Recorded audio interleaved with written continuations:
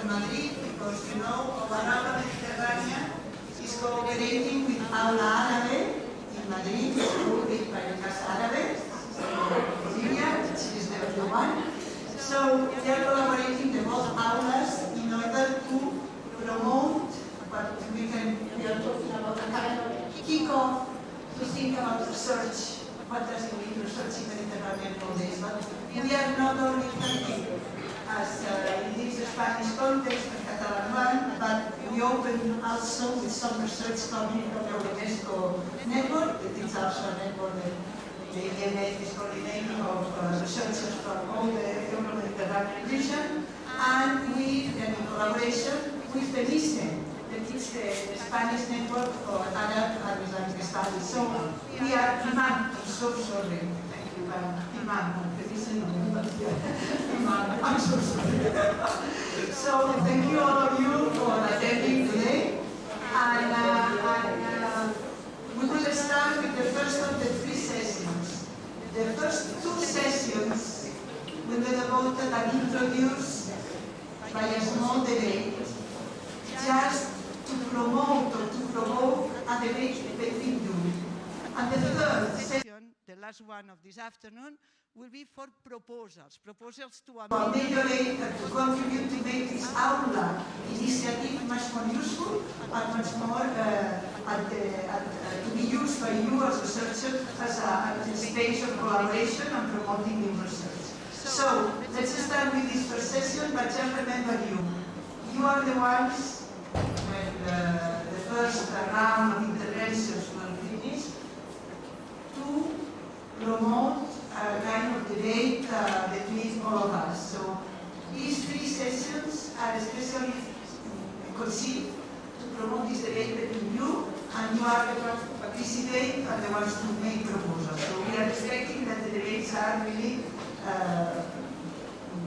rich, and that you can, in any case, be very proactive in the debate. So waiting for this translation, you can speak whatever language, or no, whatever language, Spanish, or English. So now it's your turn. Thank you. Thank you so much, Gemma. Bom dia, buenos dias, good morning, salam alaikum. It's really a pleasure starting this session.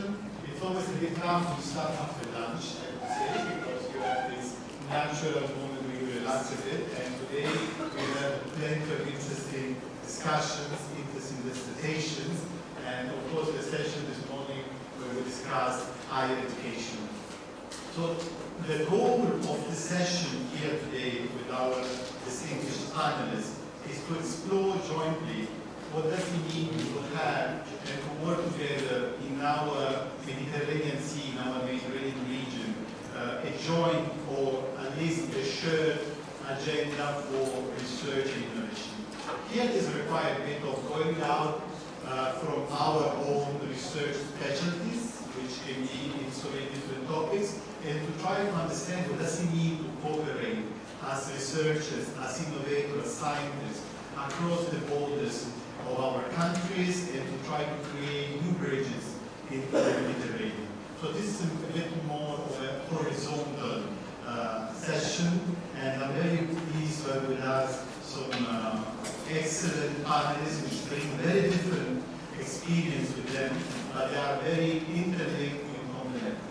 So why are we supposed to talk about research and innovation in the Mediterranean as a topic? Because we often hear about climate change, water, or wind power, and so many other important topics. But research and innovation as a topic itself tends to be not so intuitive unless you start reflecting on it.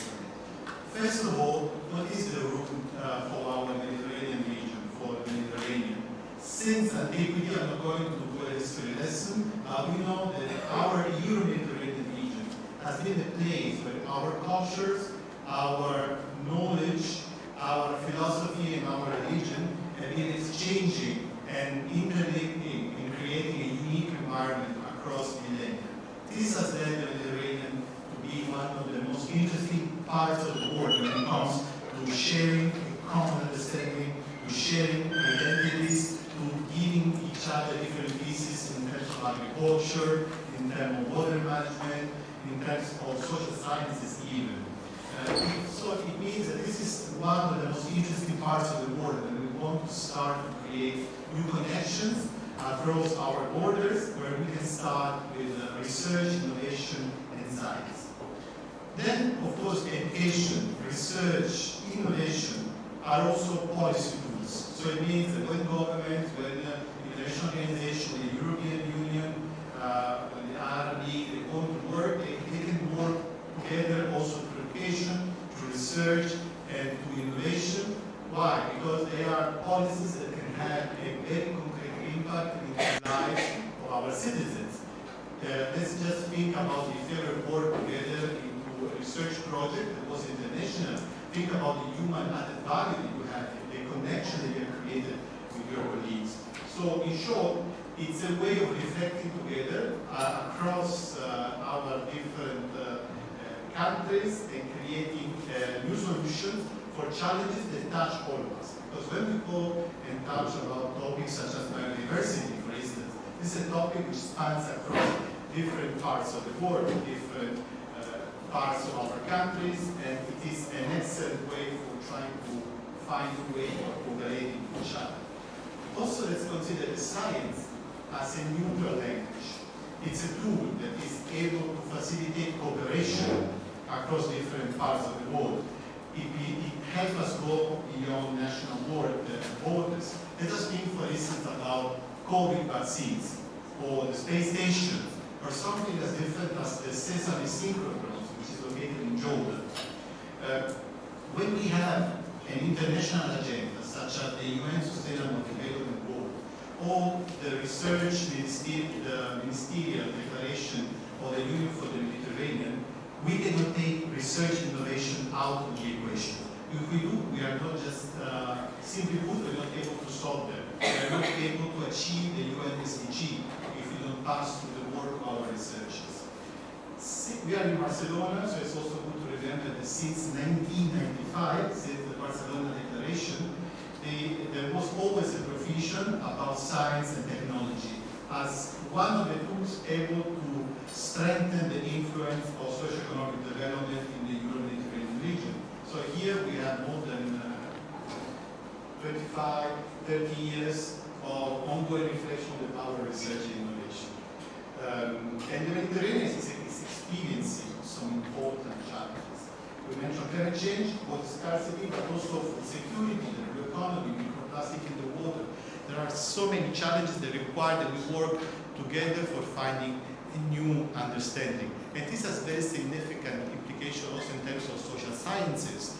For instance, many years ago, the Union for the Mediterranean supported a research network on migration for creating a EuroMed network, because all kinds of sciences need to have this sort of shared cooperation on an equal footing in order to achieve a common understanding. Let us think also about the example of the Partnership for Research and Innovation in the Mediterranean area, the PRIMA initiative, which is, I think, 700 million euros for research and innovation on food security, on water scarcity, and climate change. When we put science in the middle of it, we are able to lower our barriers that can separate us and try to find new solutions for working together. So we listened today before the Gemma mentioned that this is a very important opportunity for starting to have a common reflection on what does it mean to work together across the Mediterranean. The Union for the Mediterranean, since its inception more than 25 years ago, has decided that the research, innovation, science, and also education, university cooperation was at the center of its action.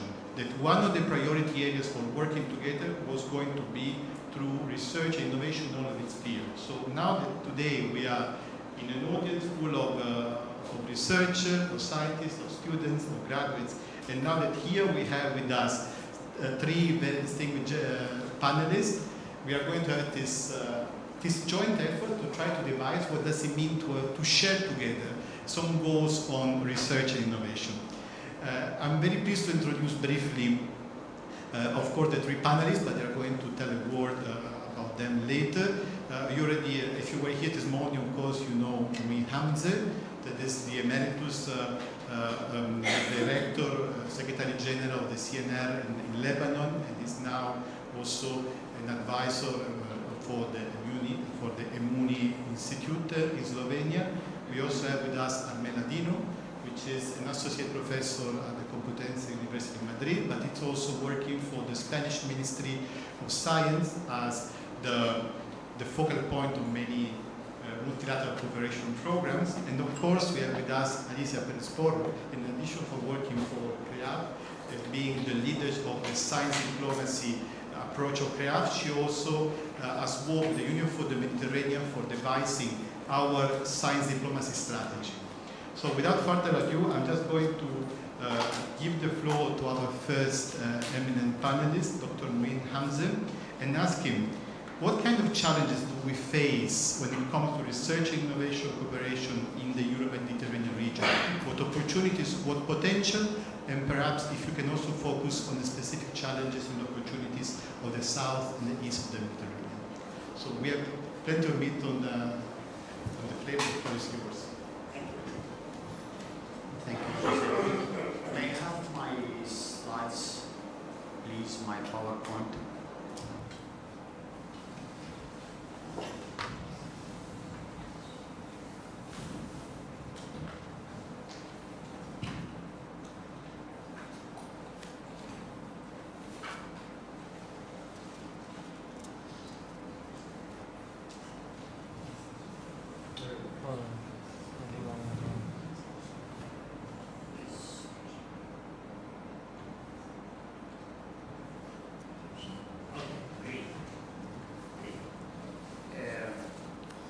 Remember the date of the Arab Spring in 2010. We had a lot of hope that this Arab Spring will lead to a change in the political system and in the governance of few Arab countries. The results was totally negative, and the impact now is very tough on the population, and it will give the Arab Spring, because we failed the Arab Spring. So the previous regime, the actual regime, military regime in the Arab world has now a stronger hand on the governance of all countries. The disappointment and the frustration is very high, and it is one of the reasons that the development and all growth project has been declined just after the Arab Spring. Does it mean that we wish that Arab Spring did not happen? No, we have to try it. We are looking for the coming Arab Spring and having the hope that we'll have a better chance to create an environment of change. We need change. We need renovation. We need more democracy in the governance. Science was always marginal on the policy of politicians. It is not a priority. If they thought about science, it's just to have few words to say for the foreign delegation coming to our country, and they spoke about the need to modernize the system, electricity, to modernize the infrastructure. So they say, okay, we are supporting science for this, but this is parole, and never been really effective. And there is some exception. What I'm saying, there is some exception we need to mention. The imperative to focus on the science and technology sector has never been more apparent, as innovation plays a pivotal role in addressing sectoral challenges related to water, energy, food security, contributing to economic and social development.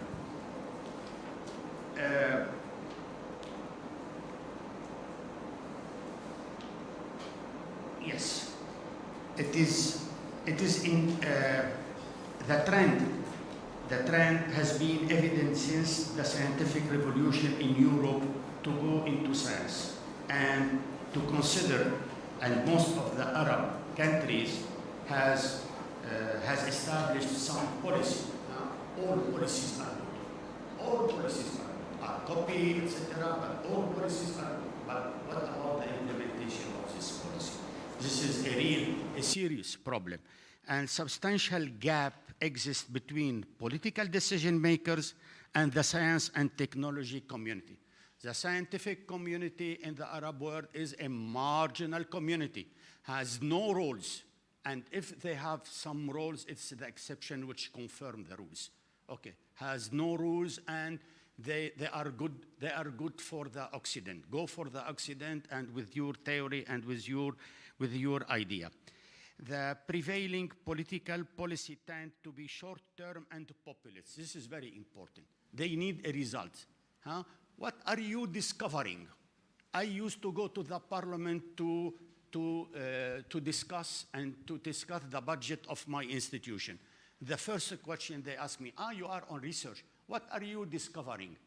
Did you find a treatment for the COVID-19? Huh? I have been asked 20 times. And when I start to tell him that to discover something, it is an accumulation of knowledge, we have to cooperate.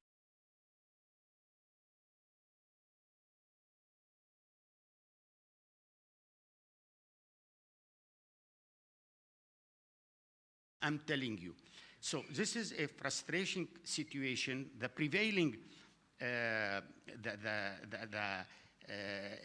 politicians are always looking to have immediate results. For them, it is like turning on a car, so the car will advance. So science should be like this. So it should be like this, and they are dealing with this very, very old story, the balance between fundamental research and applied research. We don't need fundamental research. Go to applied research. Go to applied research. Make benefit from the fundamental research done by European, and you go for application.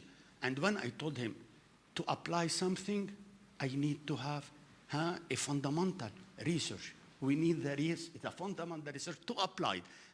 To discover a treatment for the COVID, we need to have some research different than the application. The application is the outcome, is the results of a long way of research. Now, the dilemma of the scientific research. I don't want to stay a lot here, but something it hurt me, that during the last 4 decades, the number of universities and number of research centers in the Arab world has increased significantly. It is now 10 times or 20 times the number of those higher education and research centers 40 or 50 years ago. But there has not been a significant improvement in research and development system. The increasing number of universities did not be translated in improvement in the knowledge production, did not be translated in the number of in the research system, and even in countries having enough financial resources, and I mean by that the Gulf countries. So the 2 key challenges that require attention for scientific research, and I will stop on the title: governance reform and transforming higher education. Transforming higher education, maybe it is time, and I hope that UFM will lead this. Do we need a new model of universities? The actual model seems to be obsolete now. We cannot have a real change by some tuning. We need a new model for universities, and a lot of European countries are looking for a new model of this.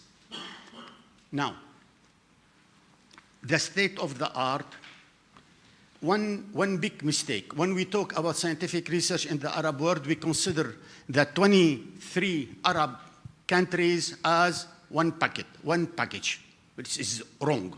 It's wrong. It's wrong because all those countries doesn't have the same resources, doesn't have the same policy, doesn't have the same interest in doing research. And if you can see what is investing in resources in R&D, you have from Mauritania 0.010 of their GDP. Yeah, the GDP is very low and 0.01 up to, in the Arab countries, up to UAE, Union of Arab Emirates, 1.065. So none of the Arab countries has an investment above or close to the international to the world ratio, which is 2%, and the average for Arab countries is around 0.36, which is very low. Always here, when we count what we are investing in research and development, we have to take care about this, because figures may induce in error. Maybe sometime we put on these figures, we put salaries, we put renovation of the building, we put other expenses which are not related to support the research project or the innovation system.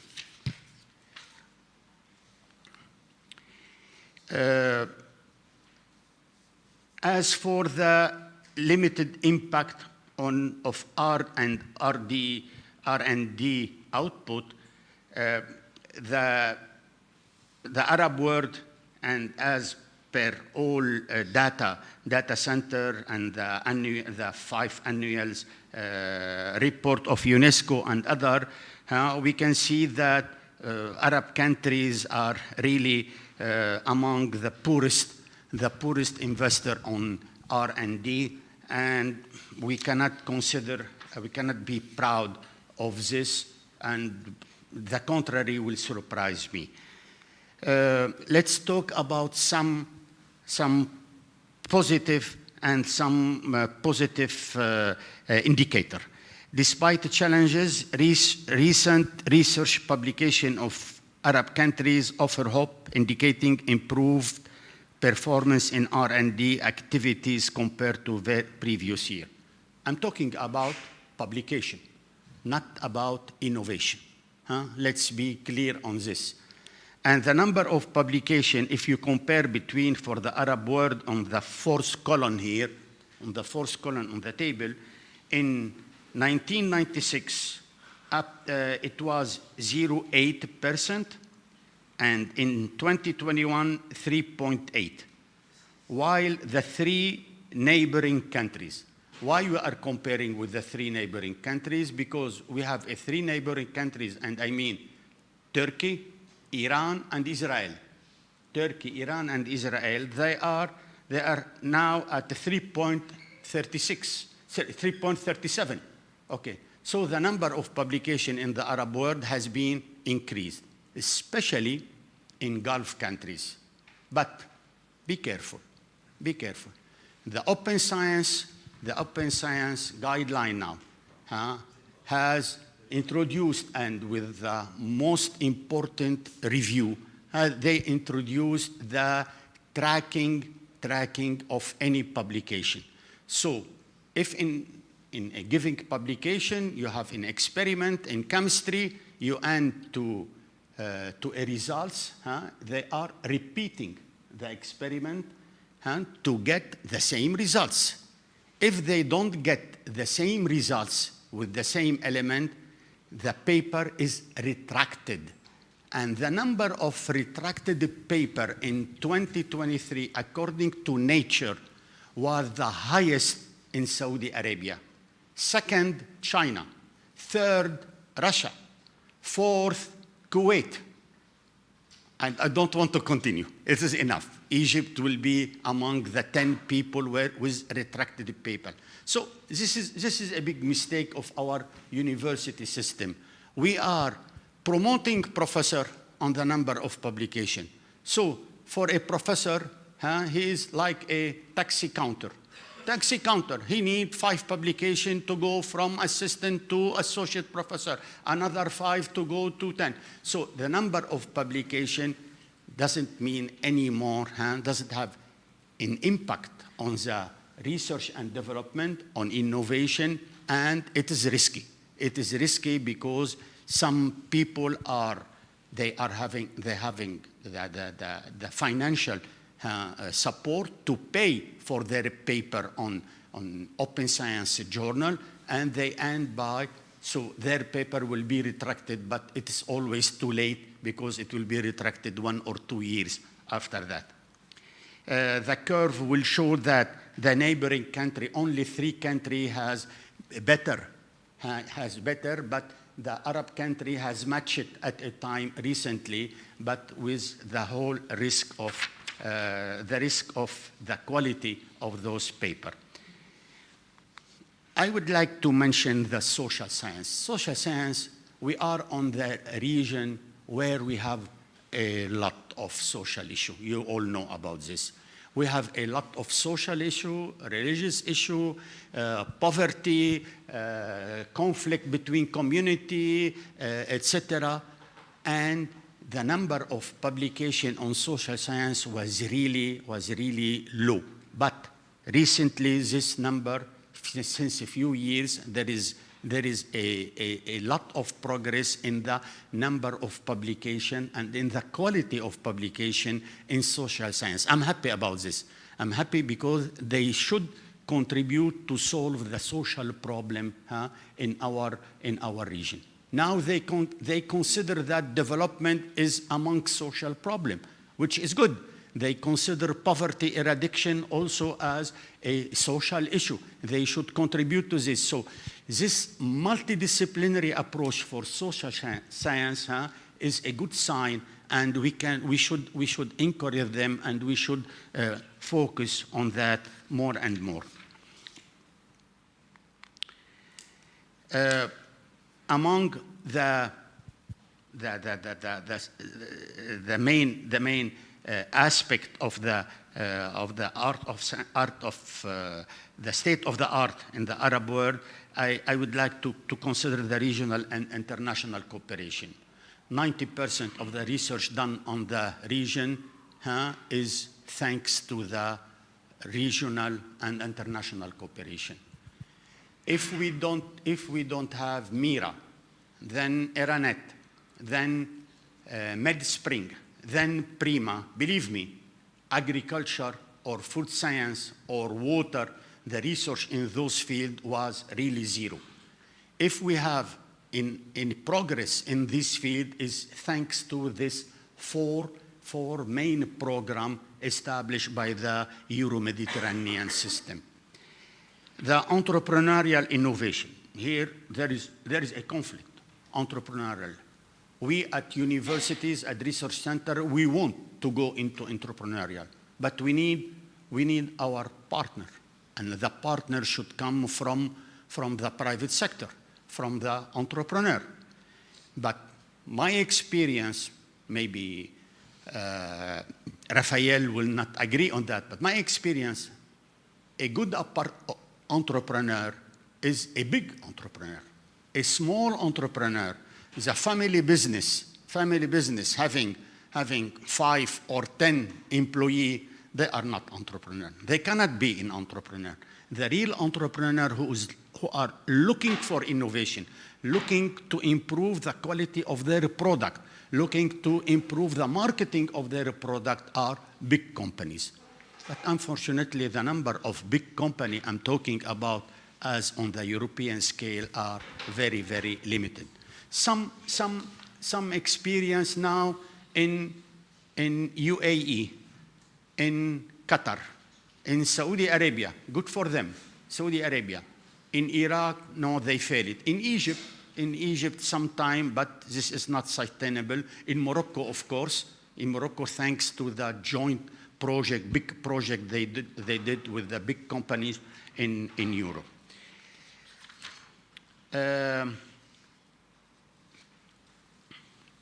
For the main challenge, the second part, okay, the main challenge, I will list it only. Okay, yes, the economic disparity and the political instability.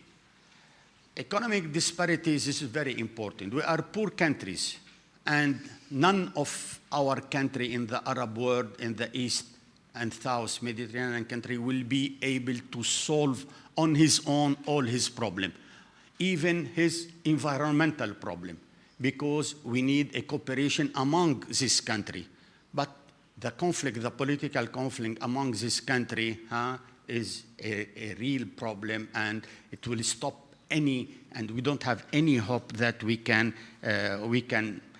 overcome such a problem. Climate change impact.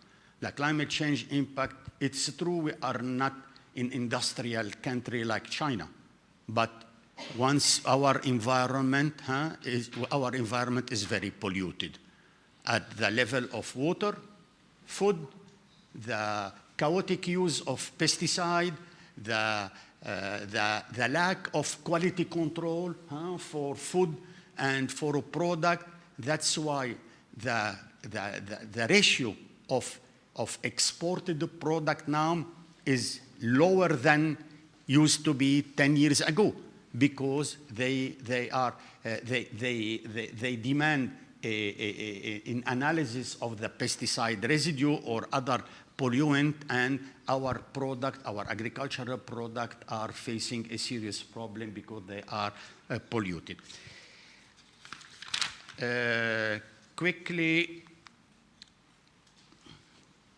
inadequate agriculture policy. I mention agriculture because agriculture is a must in our region.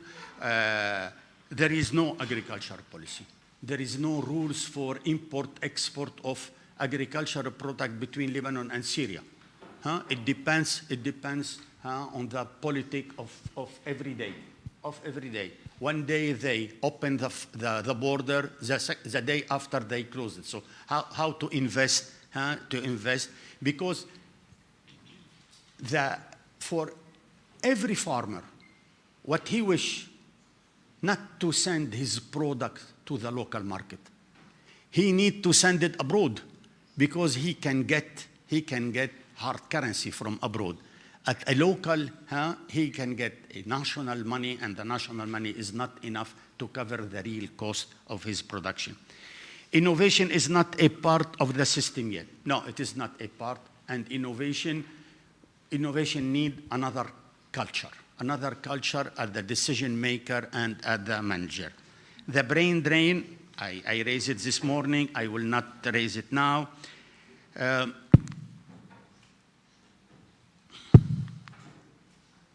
Okay, the opportunities situation is not hopeless.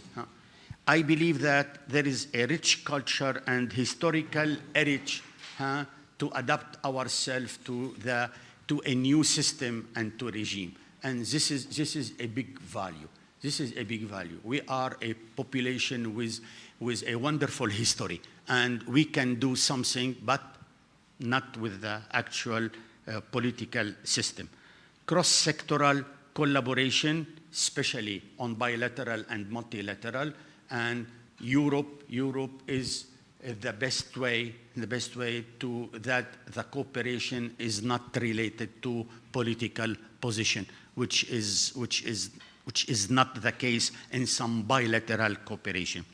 Blue economy potential, innovation hub, and the cluster for the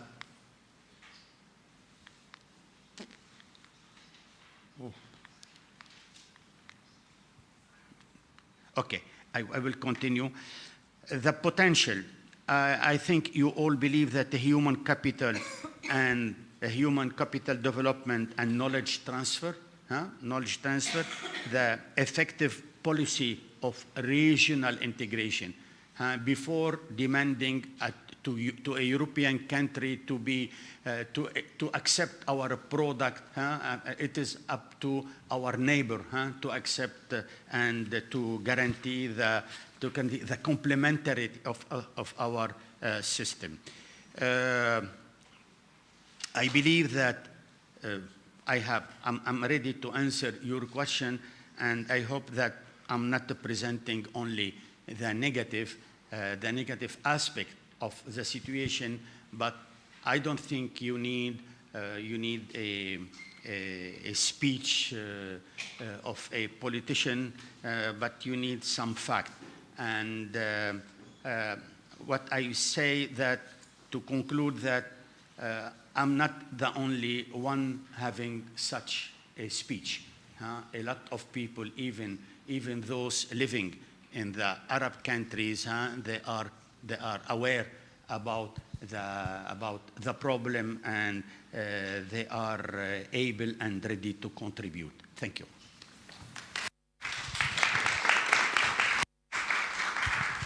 Is it my turn now? Yeah? A question. You want to make a question? Thank you very much. No, first, we will, because you are the solutions.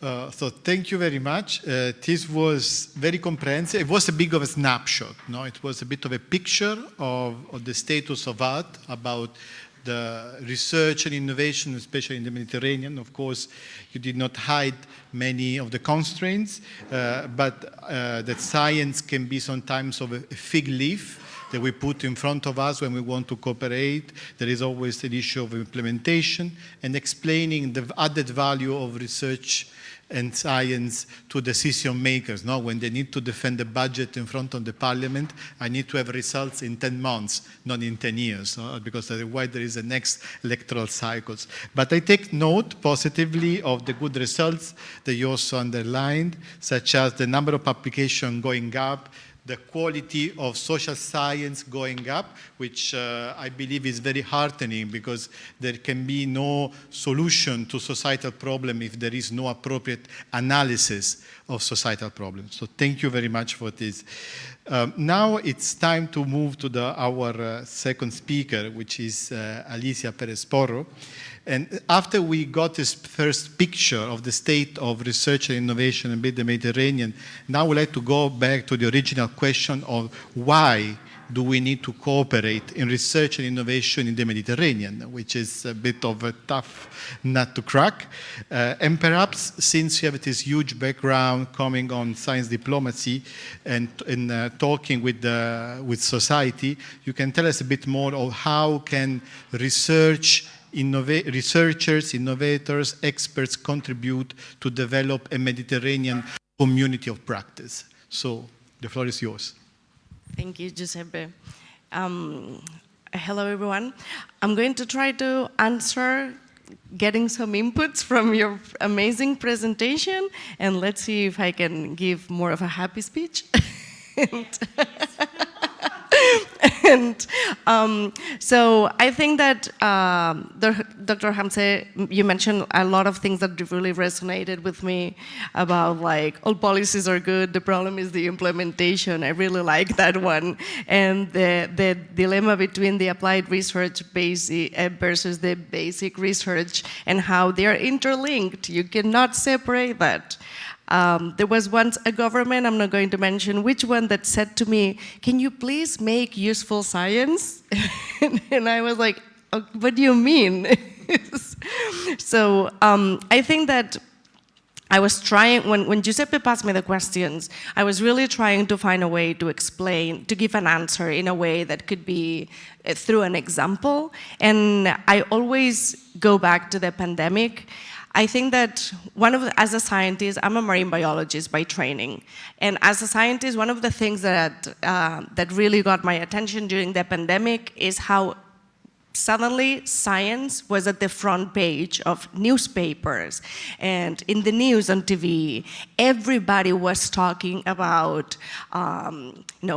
RNA and PCRs and like things that, you know, I did my whole PhD in like pipetting and doing PCRs, and nobody knew what I was talking about. And suddenly a pandemic comes and everybody knows what a PCR is, right? So forgive me for that, but like I was a little bit excited because like everybody knew something that I did for so long, and suddenly everybody was really familiar with a lot of scientific terms. And I think that that also applied to governments. Suddenly governments put science at the center of conversations and realized not only about how important science is in general to produce knowledge, but how important it is to have science linked with the government to act when a challenge hits. And I think that we were conceptually aware of this connection, but we were not practically aware of what it means to have science connected with government on a regular basis, not only when an emergency hits. This needs to be a day-to-day conversation. So you build up this relationship and this community of practitioners.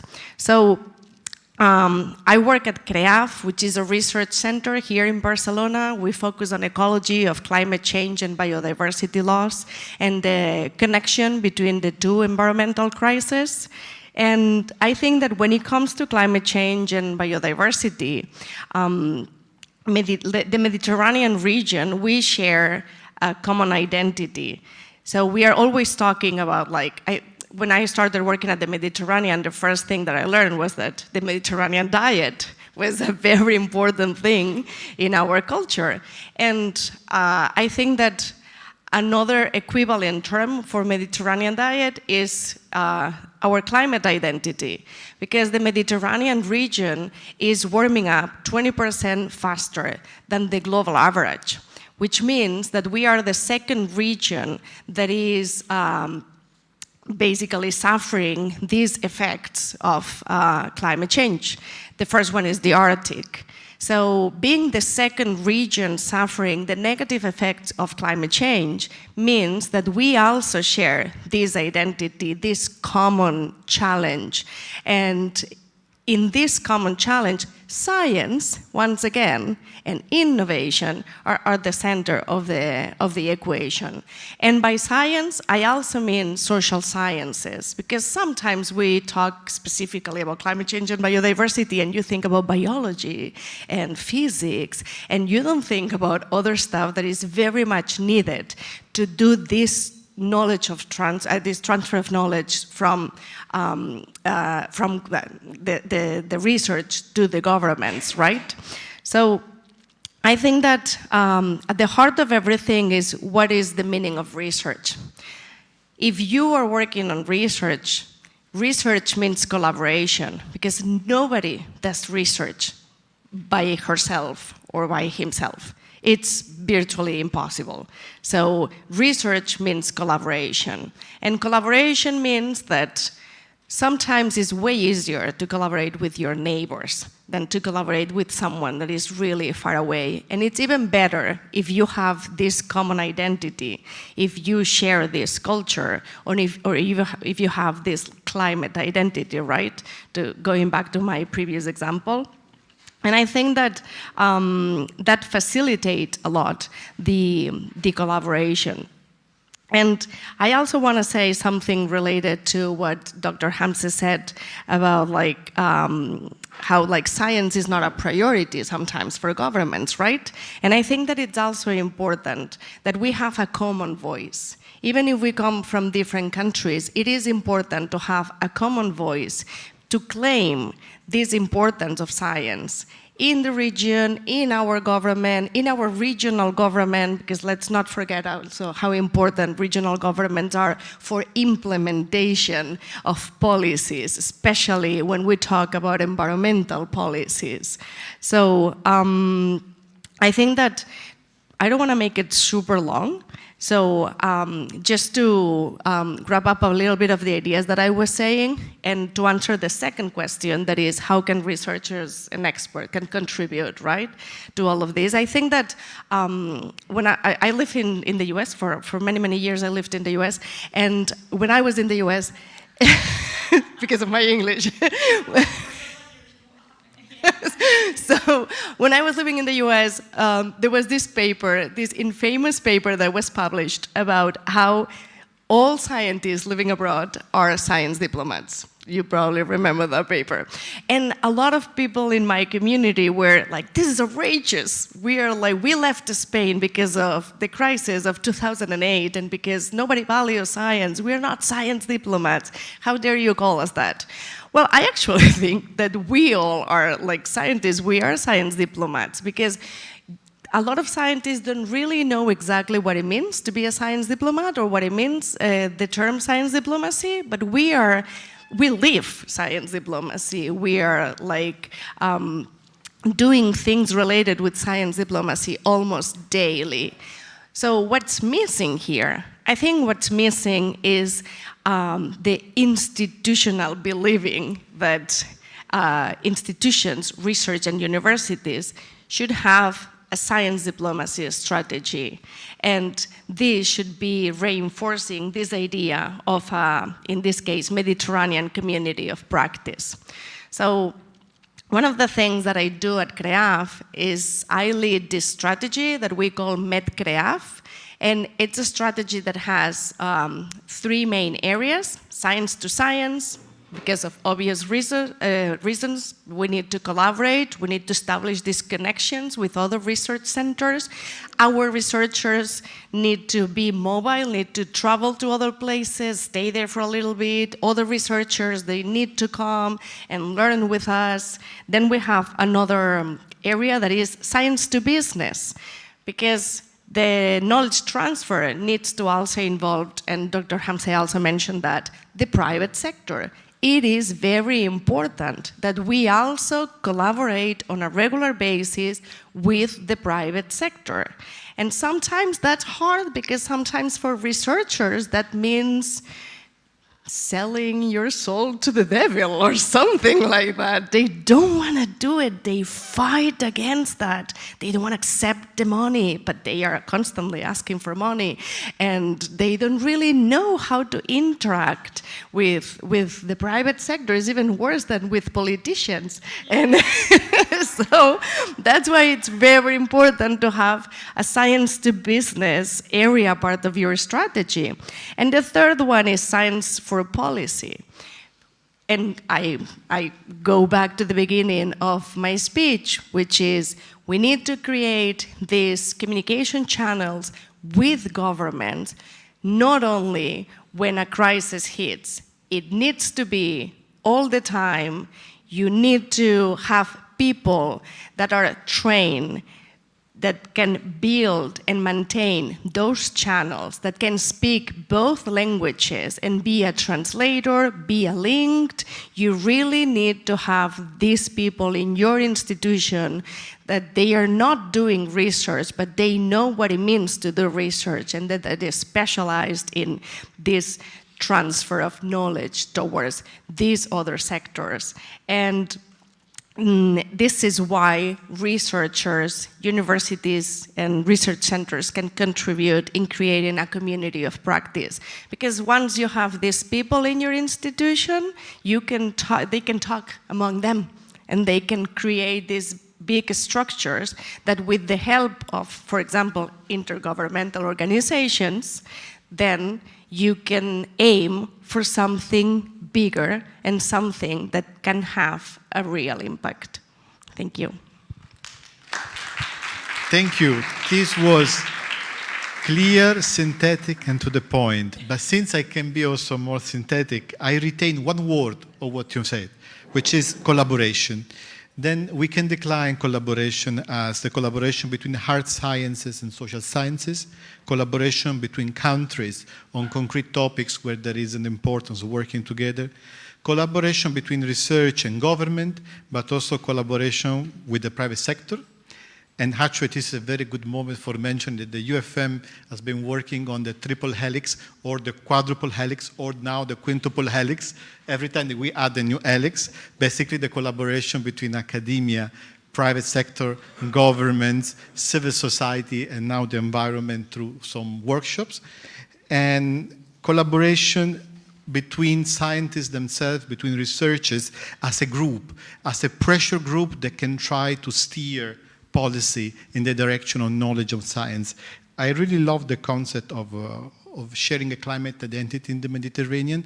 Actually, it is quite close to the experience we have here, for instance, the Union for the Mediterranean. When I'm talking, for instance, with the coordinator of my division, I'm Sicilian, so I ask how's the weather in Tunisia. We discovered that we have the same crisis when it comes to the same crops, such as olive oil, which shows that the Mediterranean is developing medicanes. No, there is this joining points which, however unfortunate, it's pushing us to link.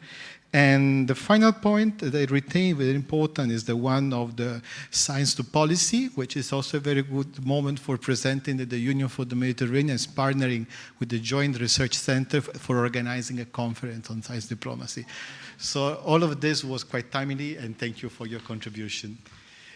It is now the time for our, we always say last but not least, but in the case of Armela Dino, which has been working in many multilateral dialogues representing Spain, it's quite concrete. When we were picturing the intervention of Armela, of Dr. Dino, we were also thinking about this is the moment where we can present also concrete instances and when research and innovation can give some solution for the Mediterranean.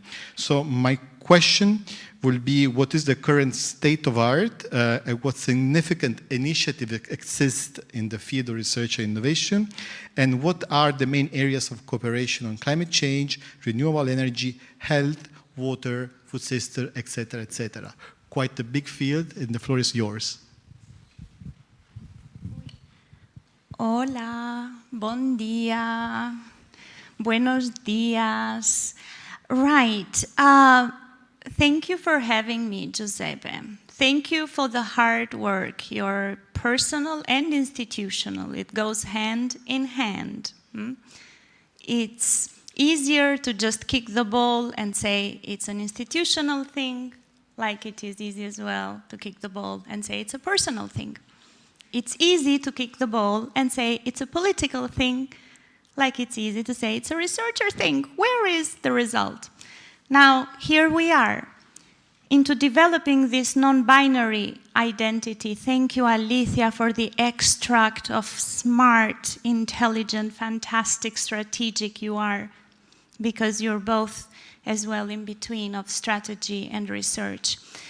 So basically, I am here as the representative of the Spanish Minister of Science and Innovation and Universities. I am there as science policy analyst. And as well, I am a doctor in the research of science policy. So indeed, I suffer like as well, I take pleasure of this non-binarity, because this is the space that we kind of have to push, to a certain degree, improve. And I am really happy as well to be in this beautiful building. Let's go for it. This is the easiest part of the presentation. Let's see if this works first. Okay, is it all about policy? It is somehow, to a certain degree, about policy.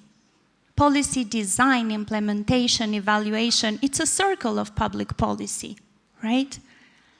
Let me see. I should go right, I know. Or should I go left? Oh, and this time I should go left. Okay, good. Union for the Mediterranean, and there is the link, the Secretariat of the Union, and we're so proud. It is in Barcelona. We are so proud. Research and innovation was in its foundation, and it's thanks to some old guys, one of them, it's sitting here, so thank you, Rafael, right?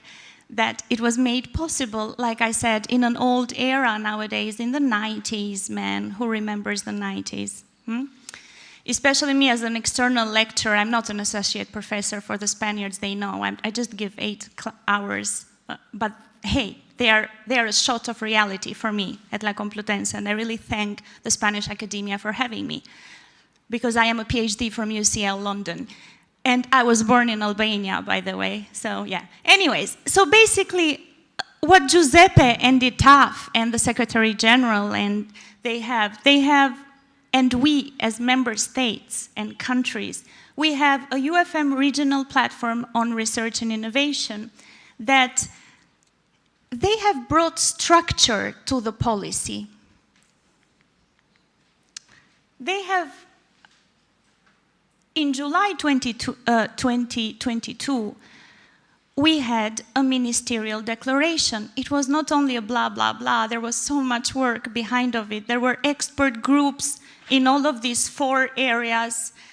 There was so much discussion. We were meeting so often thanks to the digital means and as a consequence of the pandemic. It was fantastic. And of course, they are an extract of all the priorities. But there is a lot of lobbying from the scientists. Of course it is there. And this is kicking the ball smartly. And these are the 4 priorities.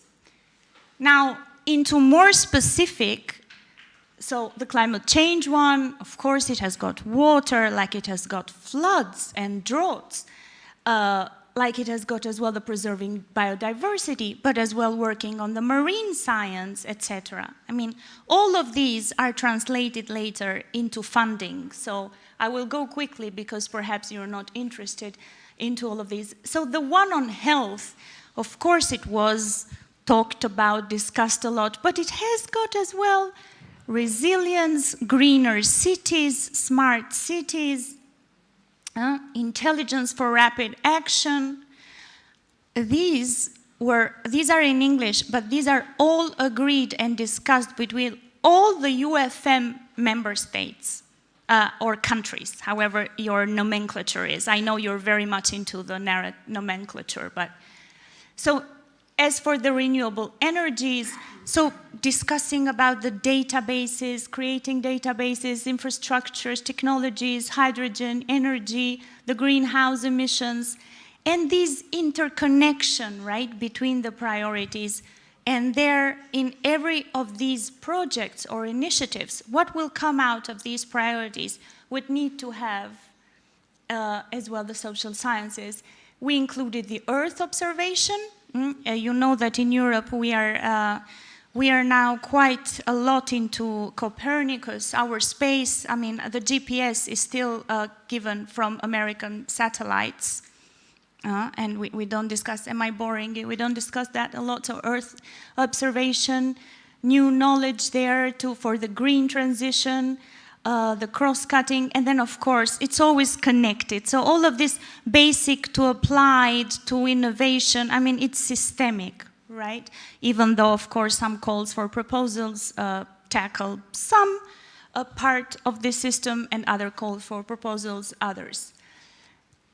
And transversal, but not as transversal as the professor said, is social sciences. I was so happy to see your graphs, Professor, because there is growth in the countries, and because as well they are an analysis of Chimago. Chimago is CSIC centered, is a Spanish analysis done by CSIC. So thank you for using that. Yeah, for sure. Okay, so basically, a lot of policy, which had a lot of research, but what about the funding? 2 of the main initiatives here are, I will start by the second, the Mediterranean Initiative.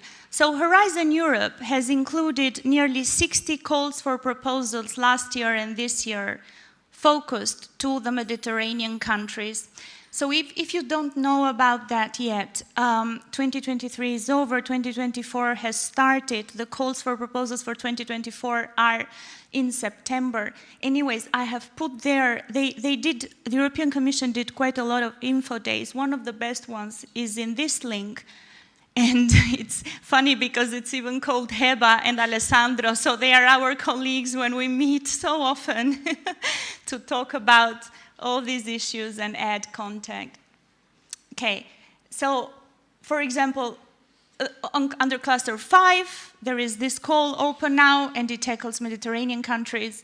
I've put another one under cluster 6. There is another one open, right?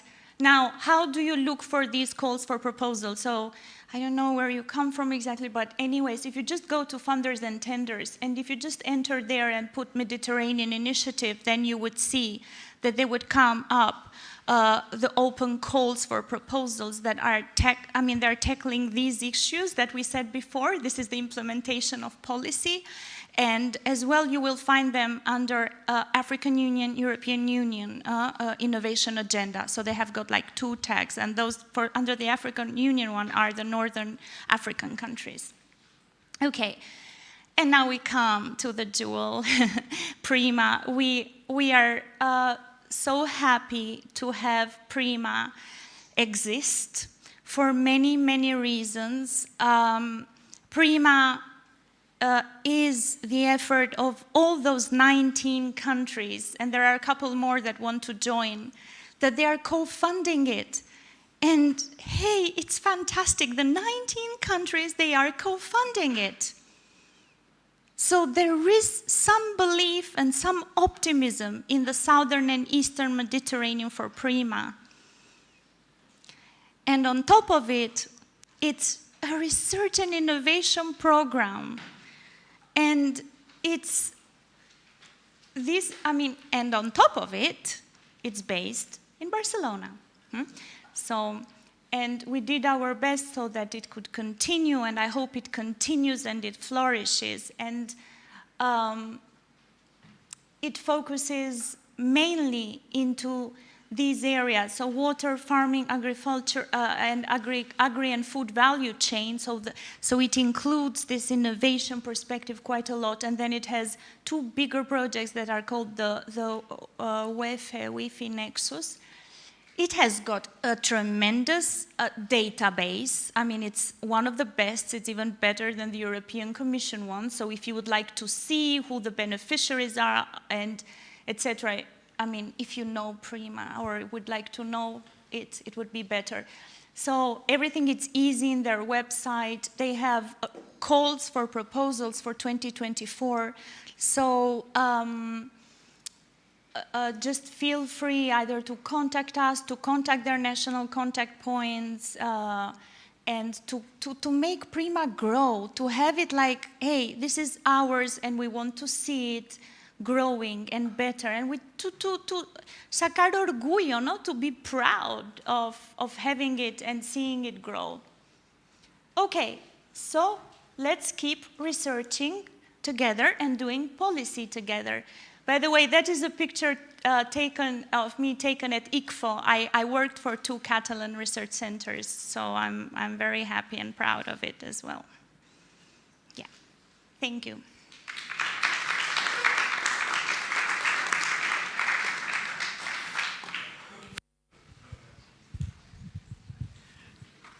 Thank you also because of the passion that clearly you brought to the table. It's clear that for you, research and innovation is something that gives you a lot of passion. It is something beautiful, no? When you talk about cooperation and funding, it can seem so dry, but when you analyze it, what it means that the community of innovators, the community of researchers was able to talk with politicians to signal, hey, we are in a crisis here in the Mediterranean. We have issues on our agriculture. We have issues on our water scarcity. We need to do something. And this, when you see it so easy on the slides, when you see the beautiful, simple graphic, you don't think that there are all the passages, that the steps that, for instance, Professor Hamza brought forward. No, you need to convince every single parliament, policymaker, ministry. We need to cooperate with our guys on the other side of the border. Why? Because our scientists, our researchers are telling this is important. So this hides behind all the difficulty in finding a common agreement, but it also shows that when we try to work as a group of people, as a group of researchers, as a group of like-minded people, we can achieve beautiful things. And it is true that now there is the concrete awareness that we need to do something together on climate change, on water, on research on migration as it was in the past, on the blue economy, and this requires a lot of talking with each other. This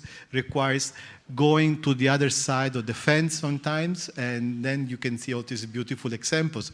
It is why we are grateful that also we have passionate people in our member states, in our ministries, that are able also to link with each other, which are able to steer a bit these big machines for trying to deliver something which can be concrete for the PhDs, for the students, for the universities, and in many cases can be also a lifeline. We heard about how much of the funding in many countries is entirely dependent or almost with a big chunk dependent on international cooperation agreement.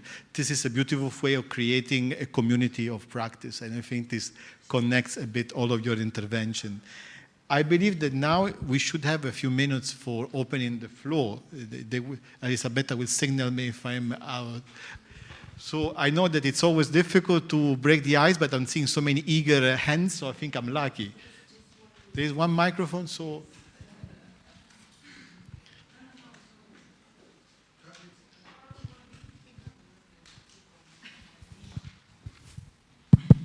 Thank you very much. Thank you for the speakers, Professor Hamza, Alicia, and Dr. Dino. I have two questions for Alicia.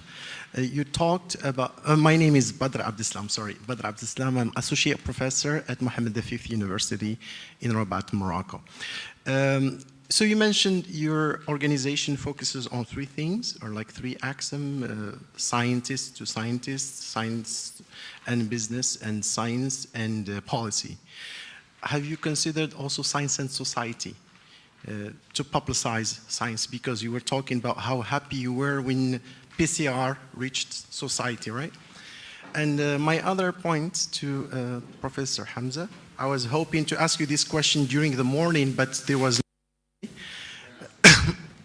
So now you mentioned something really very important and also very relevant to when you were talking about the failure of the Arab Spring.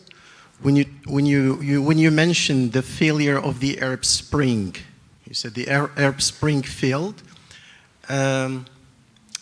Based on a study we did back in 2015, we find out that one of the reasons why the Arab Spring partially failed was that the youth were not prepared to take the leadership after the collapse of dictatorship in the Arab region. And that's one of the reasons why it failed and why dictatorship took over again, because there was from the Arab youth. And I think, and you were hoping for another Arab Spring, and I think we might expect the same because we still have not equipped and prepared young leadership in politics and in many other fields. My question is, and don't take it personally, when we were listening, or when I was listening, I was wondering, because most of what you were talking about, it's negative and it's partially true, fully, not completely true. But don't you think that the predicament in the Arab world is the consequence of leaders who are of your generation, right? So, like, how can you translate that? You being one of these people, not of these dictators, but like of these individuals who could have changed things. And maybe, since you're talking about negative in the Arab world.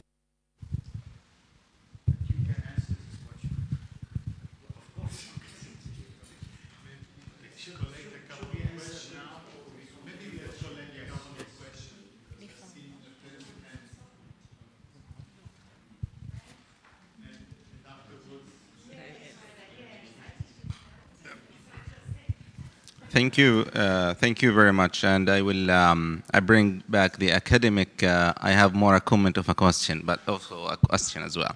And I will start with the Alicia about science. My name is Abdel Hadi Al-Ajla, and I'm a senior researcher and non-resident fellow of the Arab Reform Initiatives, among other things, and the co-founder of Palestine Young Academy and member of a Global Young Academy in Science Diplomacy program. I'm a trainer in science diplomacy, to speak. And my question to you, I mean, to say that science diplomacy and to communicate science, we all scientists as science diplomats is somehow, I think, overtaken in one way, because for the last 40 or 30 years, PhD holders and academics have been in more towards jobs and not actually PhDs. And the slogan here should be how to bring philosophy back to the doctorate.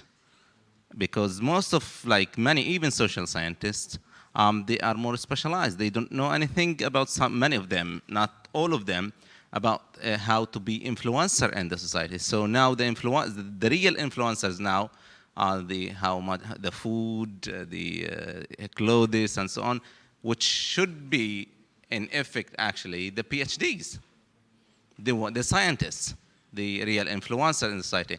So these are skills, and this is a failure in our institutions.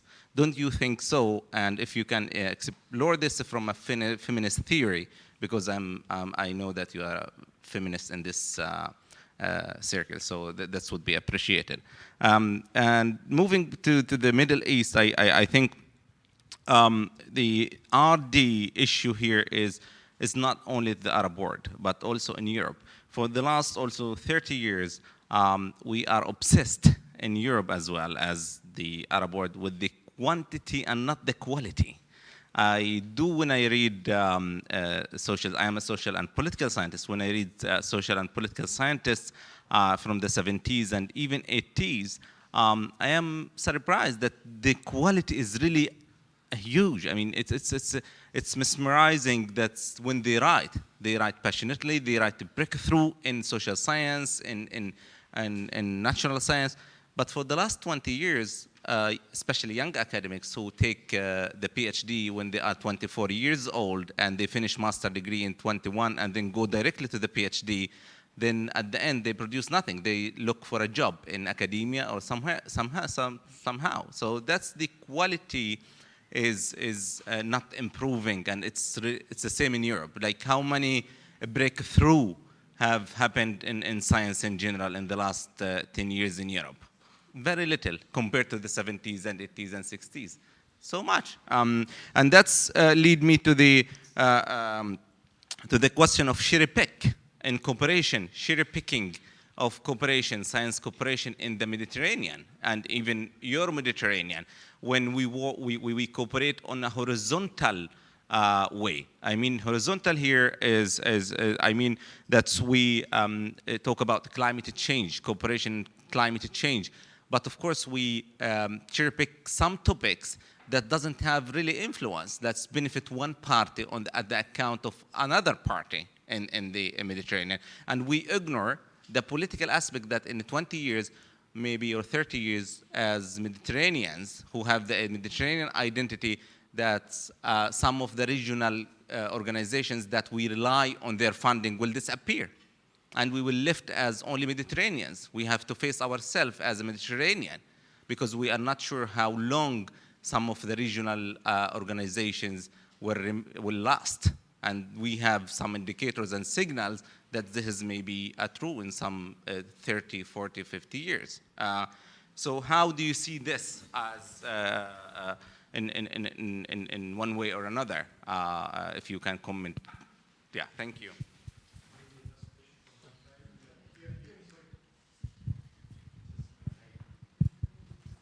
Well, okay, thank you very much.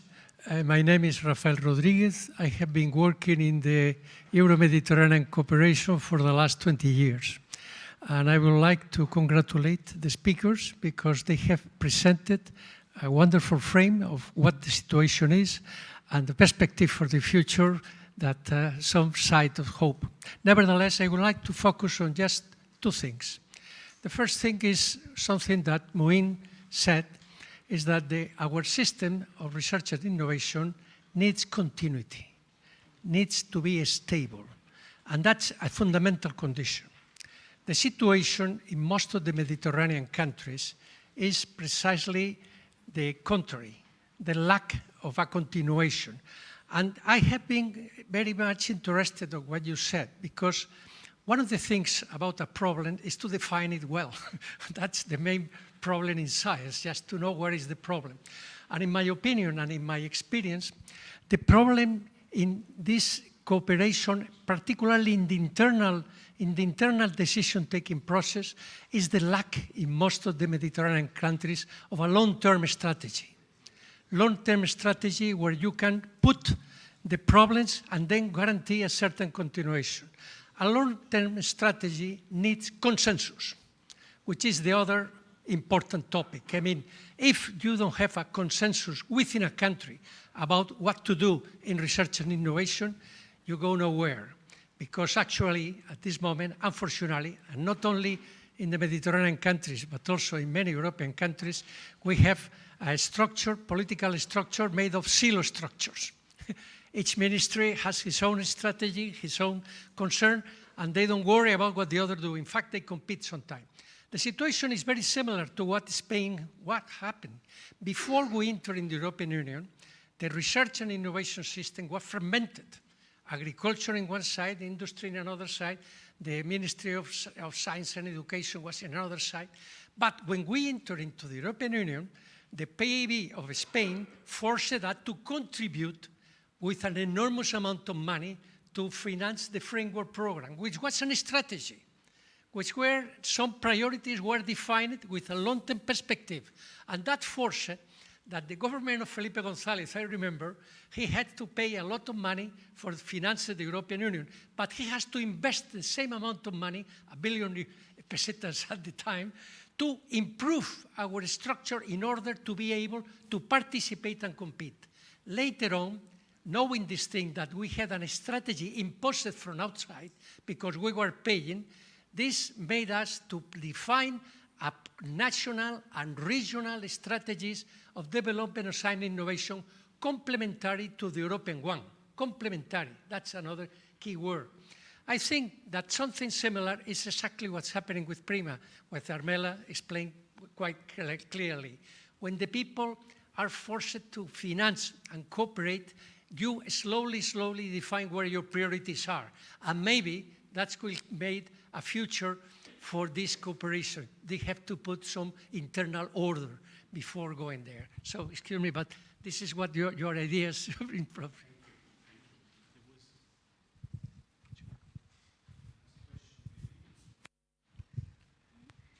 Thank you very much for your intervention. It was realistic and you gave us a lot of information and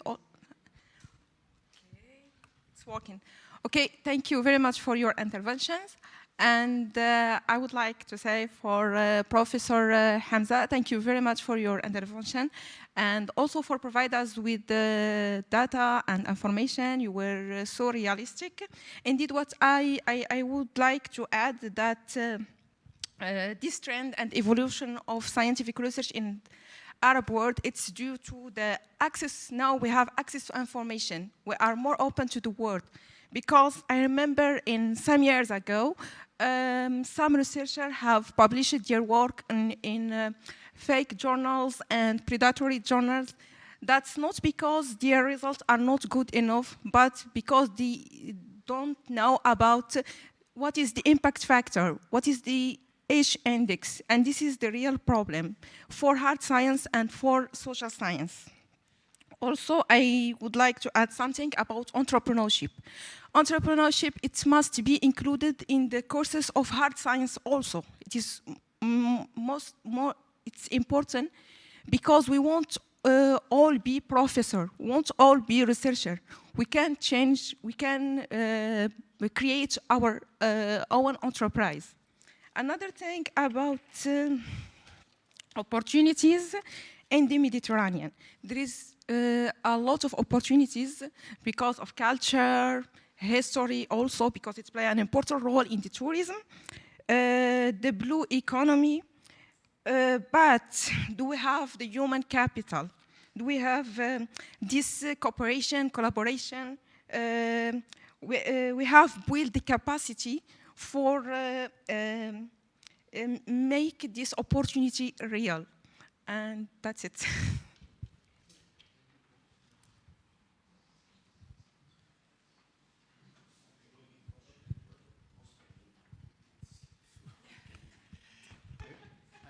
You also commenting them, then perhaps one intervention each. They are researchers, so they also have their own information. So I'm going to try to combine things. And is this working? It is? Yeah, okay. Yes, it's a simplicity to assume that all researchers, all scientists are science diplomats. Absolutely. But I think that all researchers and scientists, they perform some, let's call them duties for the sake of the conversation, on their daily basis that are related to science diplomacy without knowing that they are doing it. And I think that it's, and I'm going to link that with what you said about like too much specialization and bringing philosophy back to the PhD. So there's this philosopher, I don't remember his name, but it's a he, that said that climate change is the biggest failure of science communication. And that sentence really got with me because it's, how is this even possible, right? It's like, we've been knowing this since the 1800s. And I think that the how is because I got zero training during my college years on science communication. Zero.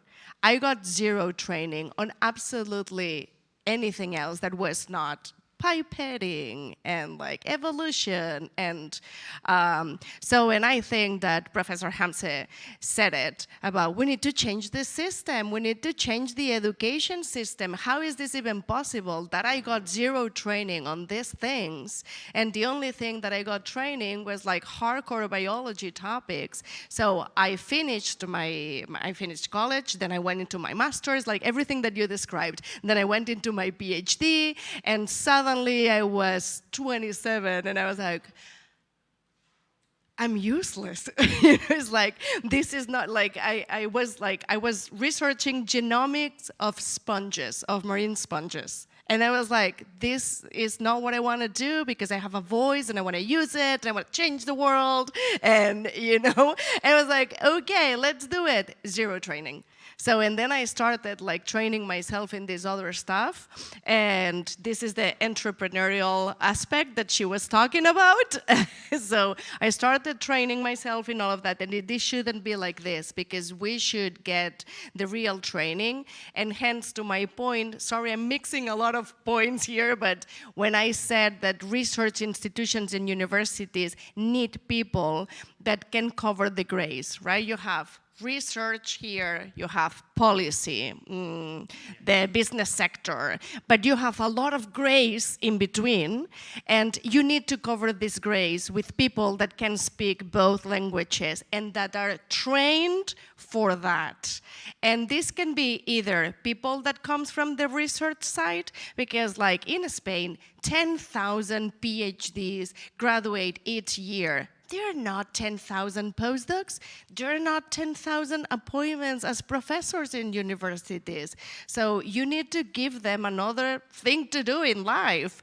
And that's why we also need to change the educational system, because we need to train these people to cover all of these grades, to connect science, research, innovation with society. And hence, answering the question number one, which is, my institution actually focuses very much on science to society. We follow also the quintuple helix, sorry.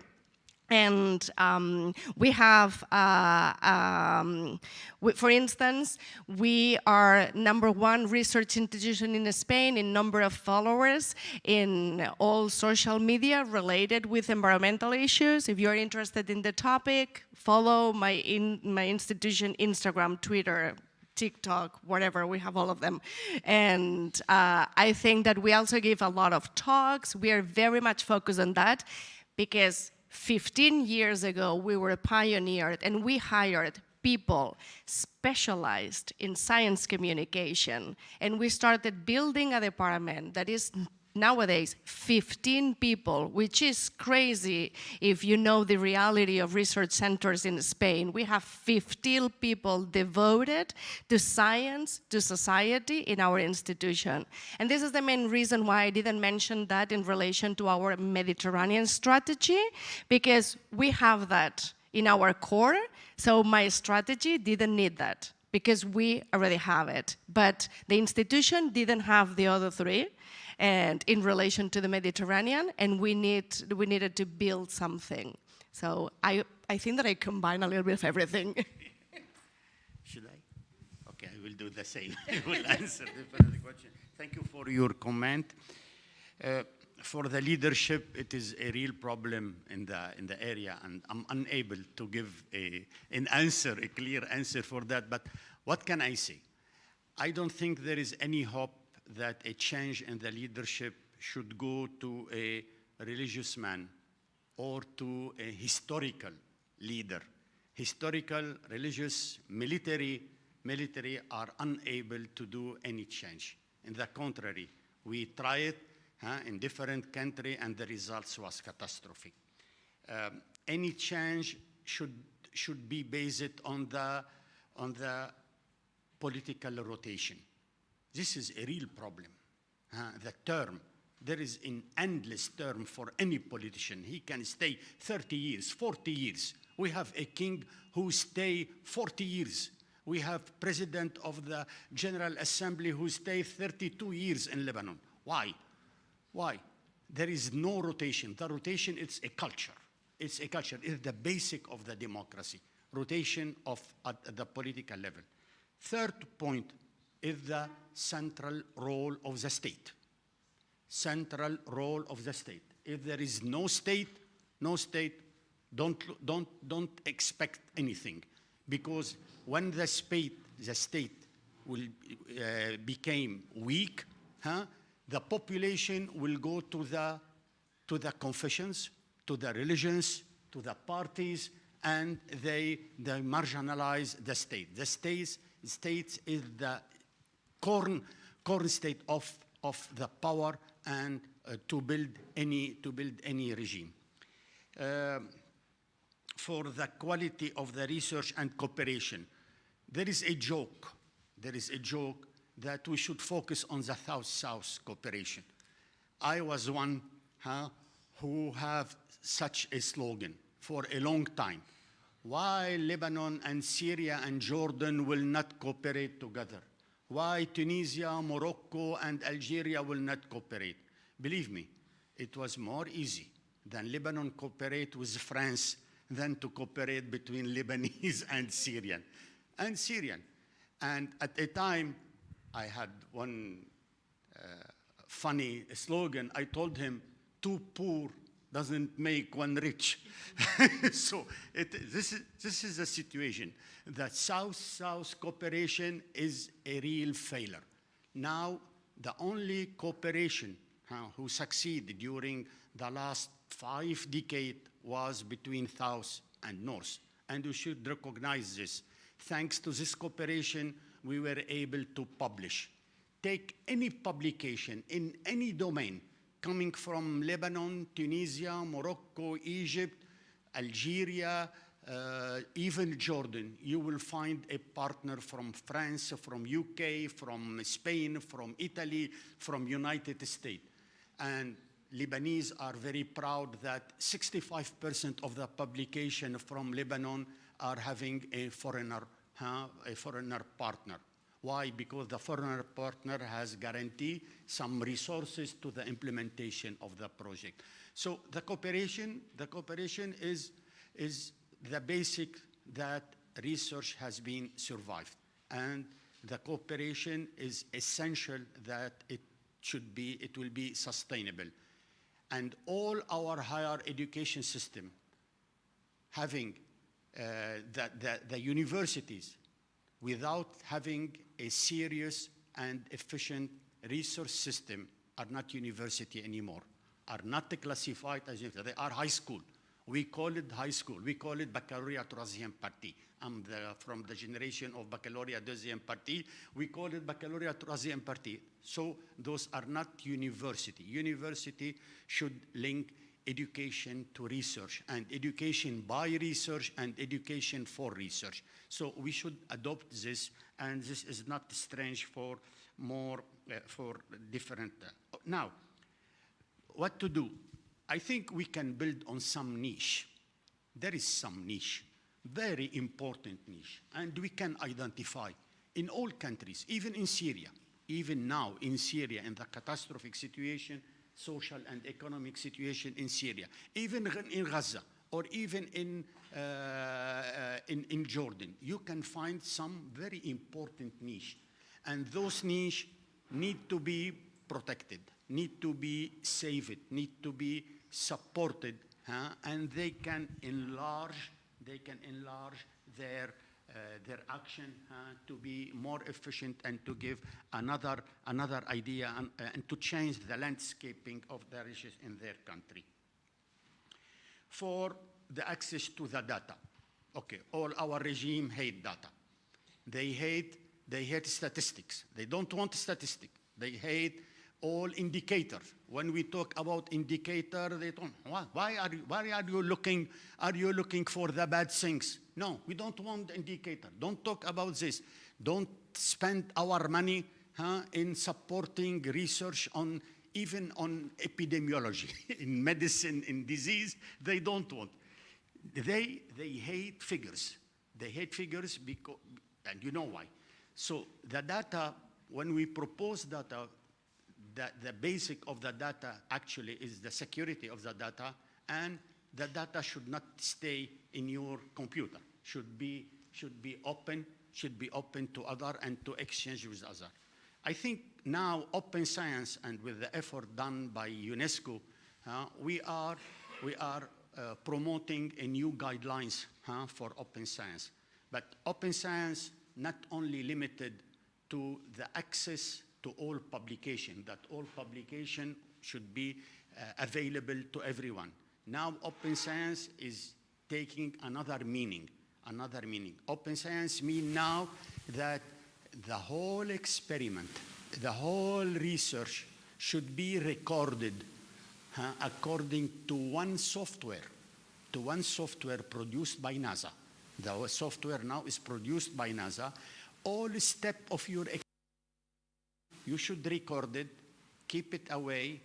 The day of one people decide to repeat the experience, and he's supposed to get the same results, he can follow your protocol and to obtain the same results. If he can't find the same results, your paper should be retracted and you will be punished for this. This is the new approach of open science, which is supported now. The software is produced by NASA and is on dissemination by CERN in Geneva, and by UNESCO. And I think it is a good approach for the credibility of the research and to guarantee a good impact on the community and on the higher education system. Hi, I learned a lot from your comments, so thank you for them. I I learned that perhaps instead of talking about only topics, we need to talk as well about the stakeholders and the users. So in the future, I will try to make some kind of presentation and to say these are big projects. Even NGOs can participate, let alone entrepreneurs, let alone female entrepreneurs. And isn't it fantastic to be in that gray zone, the gray world, where the sun shines? It shines in the gray world. So these PhDs that work, okay, then they are as well trained to work. But it's true that knowledge should prevail, like this advance in the knowledge.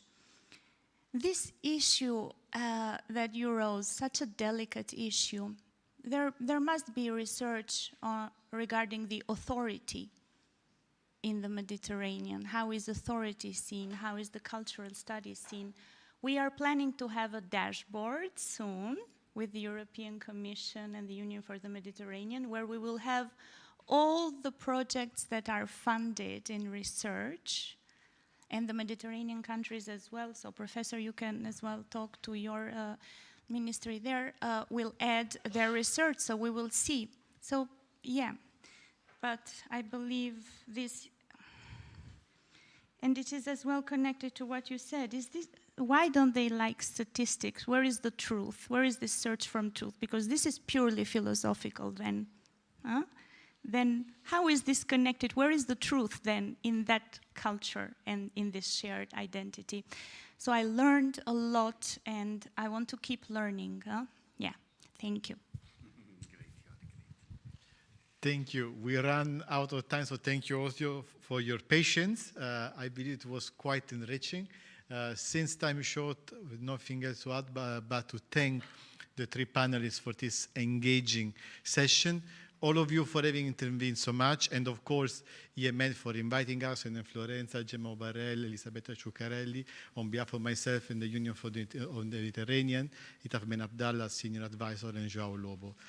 Thank you very much. It was quite enriching. I learned a lot personally, and I wish you a successful continuation of this meeting. Thank you.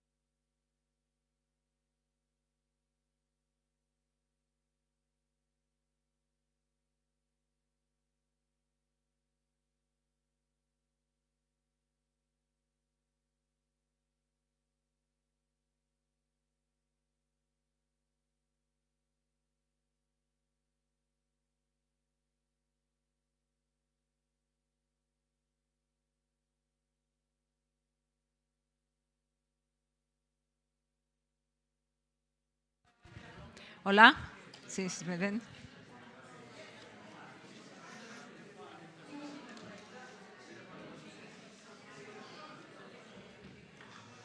A ver, es este, ¿no?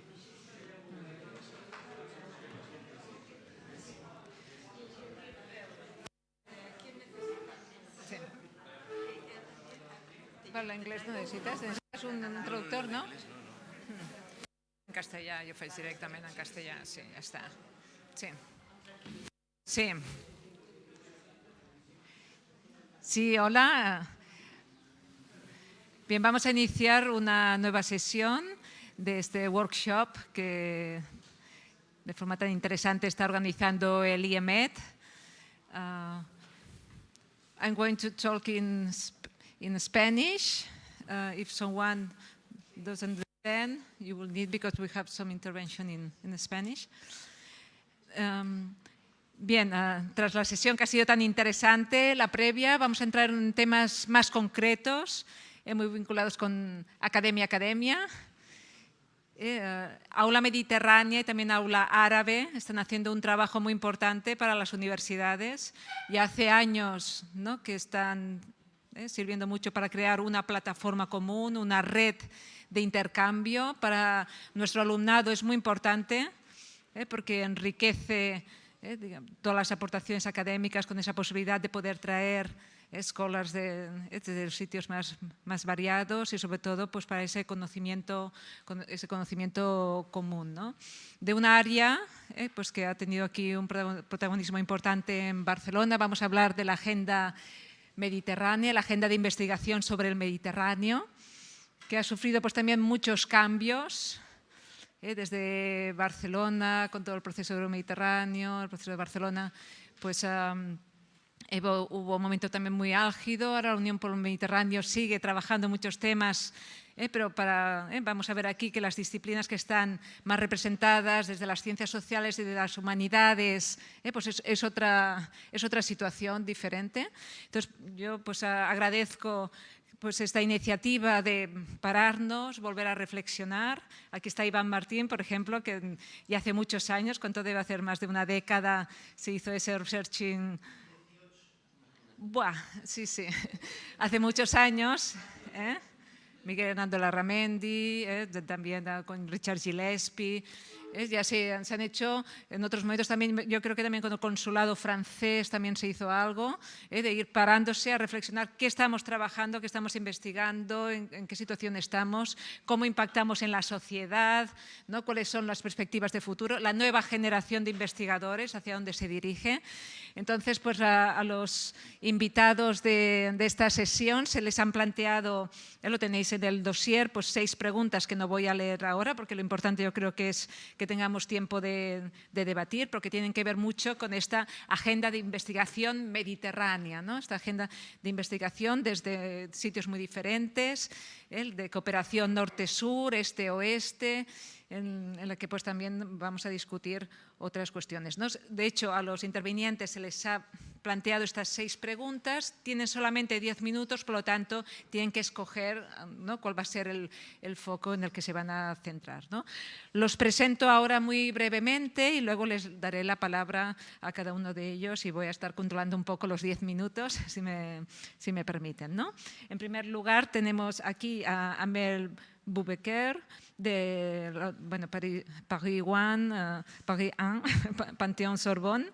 Ella es socióloga, ha estado, yo creo que actualmente está en la École de Haute Étude en Sciences Sociales, pero tiene un largo recorrido también por diferentes institutos de investigación, entre ellos pues también el European Council for Foreign Relations, Middle East Institute, pues tiene también muchas publicaciones, pues las 3 personas que van a intervenir tienen ya un largo recorrido de investigación, ¿no? Luego tenemos a Eduard Soler-Leixa, que es de la Universitat Autónoma de Barcelona, es profesor de Relaciones Internacionales, ha estado vinculado anteriormente con el CIDOP, un think tank también sobre estudios en el campo de las relaciones internacionales, ocupándose del programa del Mediterráneo, y dirige también actualmente el máster de Relaciones Internacionales, Seguridad y Desarrollo desarrollo. Y por último, pues tenemos a Ignacio Gutiérrez de Terán, en este caso de la Universidad Autónoma de Madrid, que él, bueno, es profesor de estudios árabes e islámicos y actualmente también yo creo que dirige el departamento con la misma denominación, también con una larga trayectoria en los estudios de área, ¿no? Entonces, sin más preámbulo, seguiremos el orden del programa y paso la palabra a Mel para que nos presente pues, su visión sobre esta agenda de estudios. Thank you. Thanks a lot, Laura, for your kind presentation. Thanks also to IEMed and all the partners for the invitation. It's a pleasure to be here in Barcelona and to see again such estimate. As Laura introduced it, I'm a sociologist, but also a political scientist. I have worked, as she said, in many universities, but also in many think tanks, so I'm the perfect candidate for this intricacy of different words. I'm also French and Algerian. I'm also working on French Islam, but also on Maghreb politics, namely in Morocco, Algeria, Tunisia, so I'm at the intersection of many topics, and I have had the opportunity to really reflect for the past 20 years on this experience at the intersection of different research traditions. But really, I have been asked to deliver a very personal testimony of how I see the way my research may have evolved, so that's why I'm trying to do so. I believe that since 2019, it has been a real important change for us researchers working on the Arab region, and the feeling that there's a really new sequence that have asked us to, of course, reinvestigate our fieldworks, but also rethink our methodologies, the concepts, and the theoretical frameworks that we were using so far. And what I would like to do is really to show you how I have always tried to avoid the usual suspects methods that we have both in the academic world and the policy research world. And I will do that in quickly talking about 5 research areas I have worked on, which are gender, political life, parties, elections, democracy, authoritarianism, and so on, the role of religion, the role of IEMed cooperation, the role of political economy, and I will conclude on a short testimony on what I would like to see improved, especially in that framework when it comes to the scientific study of research. So, my first point is really on how, for the past 5 years, I have seen myself trying to unpack the gender approach. You know, especially when you work on gender in the Arab world, again, these are well the same usual suspects that are on the front page, like the rights of women, the role of religion, and so on. But I tried to shift the paradigm and not so much asking about what patriarchy and laws are doing to gender, although these questions are quite important, but what gender is revealing about women's political participation. For example, when I was studying the Hirak, this mass movement in Algeria, that I have seen the participation and the contribution of many women, I had many images. I had this very beautiful ballerina who became actually the symbol for the Algerian Hirak, but I had also very aggressive policewomen. I had also women beggars in the streets. I had also old elderly women who were actually rethinking and reworking the concepts of vulnerability and resistance and so on. So I had, and also the feminization of the repressive apparatus was something with the numerous propaganda journalists who were women, the numerous female magistrates and so on that were trying to break the dynamics. So it didn't make sense really to think about gender in these traditional terms. I will ask also myself about what gender do to the politicization of social media. a lot of women activists have suffered from online harassment, and this was very interesting to see that this was an issue that wasn't brought to the forehead, to the front of the scene by social scientists. And also I tried to be attentive to the generational shifts, between women's rights and feminist activists. The second point is really on how I have tackled the authoritarian dynamics, especially in the Maghreb countries. And I came I came to academia and to the policy research world in a time where we were fed up with concepts such as transitology, the fact that nothing's changed, or the famous sentence plus ça change, moins ça change, that you may find in 200 papers or more. And I think in the term of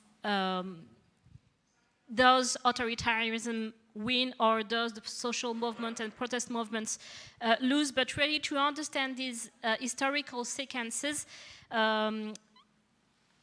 through a longitudinal approach. I know that it's an absolute luxury for policy scientists to try to work from a longitudinal perspective, but for me it was really interesting because it was not about, instead of thinking about how smashed people are under authoritarian structures, I really try to understand power has, and the maintaining of these authoritarian regimes has a dialogical move. I can remember, for example, in Tunisia, a quote of someone who I was interviewing about corruption and clientelism, and he told me, the clientelism, it's also us. It's us, the clientelism. We are also part of this fabric of authoritarianism, and this is a methodology that has helped me a lot. And it was really about knowing and understanding what control strategies really are, beyond the discourses on the army or the Makhzen or the police state of, and the inheritance of the police state of Ben Ali and so on. When it comes to parties, there's a disappearance or there's a failure of political parties and parties politics in the Maghreb, and I believe that we have not enough studied this, the reinvestment of ordinary citizens who may have a personal interest in running for a candidacy, a local candidacy, for example, and I tried not to consider that participating or not in sham elections were something that gave me some insights on their proximity to the regime or so on, but really to understand, to do a very fine, I hope, ethnography of authoritarian politics in the day-to-day lives of citizens. And this also helped me with the closure of certain fieldworks, which I believe a lot of my colleagues have been faced with, by also trying to do a more serious digital ethnography and not just stipulating that we have to investigate social networks much more. Very briefly, I also decided and also always tried to work on religiosity and not religion as such, and in the same vein to understand how people are really living their religiosity outside of party frameworks. Yes, we have a lot of data on Islamist parties. Yes, we have a lot of data on religious national state religious policies and so on, but we do not know that much on how specifically young Arab people are living, what kind of religiosity they have, and how much, and what about their religious identification. When it comes to really thinking the European Mediterranean cooperation, I also, you know, we all, as social scientists work, specifically working in think tanks, we always have this very difficult step at the end of the paper where we have to address recommendations to the European Commission and so on. And it was always a pain for me, you know, to explain to the European Commission and European states that they should explain to Arab states that war is bad and peace is good. And I always tried to shape my obligatory recommendations as multi-situated. And this is this concept of a multi-situated Euro-Mediterranean cooperation, and not just one that is going one way, has also helped me very much to propose recommendations that, of course, I always try to focus myself on bilateral cooperation strategies, but also to address this recommendation through the lens of complex interdependence theories, and focusing also on bottom-up initiatives and the participation of non-state actors, because I think they are totally invisibilized when it comes to this kind of papers. Before my conclusion, my last point is on my work on the sociology of the economy, and I'm obviously using the term of sociology of the economy, of political sociology of the economy, and not the term of political economy, because I have, for example, I'm still in the process of conducting a study on young entrepreneurs and social entrepreneurship, and this is something that is very sexy and fashionable nowadays, especially among administrations, but trying not to explain that these actors are the miracle actors of democratization in these countries, as we have heard it very often in Europe and in US circles, but much more to consider the economy as a social fabric, and to explore the economy not only as a system of production and exchange, but also has a social fabric that reflects and shape identities, values, and power relations, the life stories of these economic actors, their survival strategies, and so on, also using an ethnographic approach that has helped me a lot.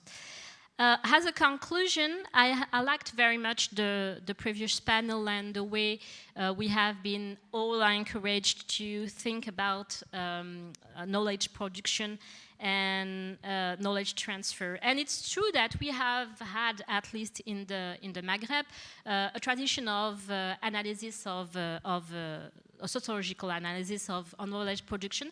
We try to understand how we do produce knowledge, but we don't try to understand how we produce researchers, how researchers are produced. And we don't know absolutely nothing about the challenges of Arab researchers, and specifically young Arab graduates.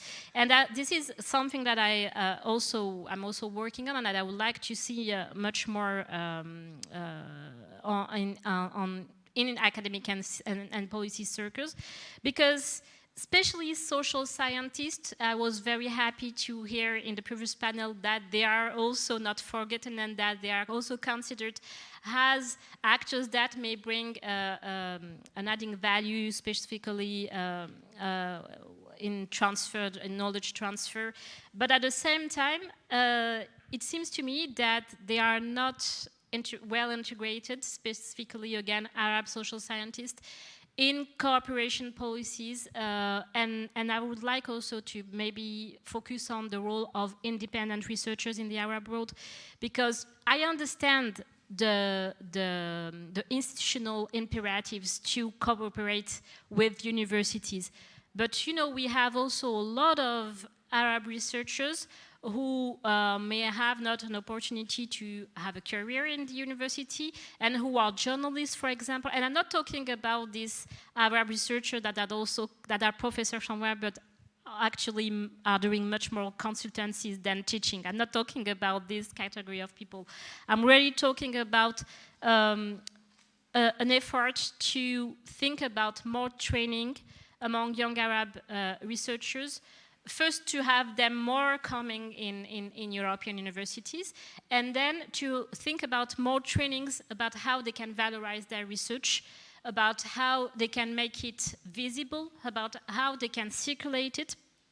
And for now, what I have seen, I may be wrong, I mean, I do not pretend that is the case everywhere, but what I have seen in this kind of cooperation strategy is that European experts who are intervening within Arab state administrations are often consultants with a very technical background, who are not social scientists neither, and I think it has an impact on this cooperation. I'm not arguing for a technocratization of Arab scientists, but we need to think about a much more stronger curriculum for Mediterranean social scientists that takes the better of two worlds, a strong knowledge to society, the societies they study, but also the capability to valorize their research in policy circle. Thank you.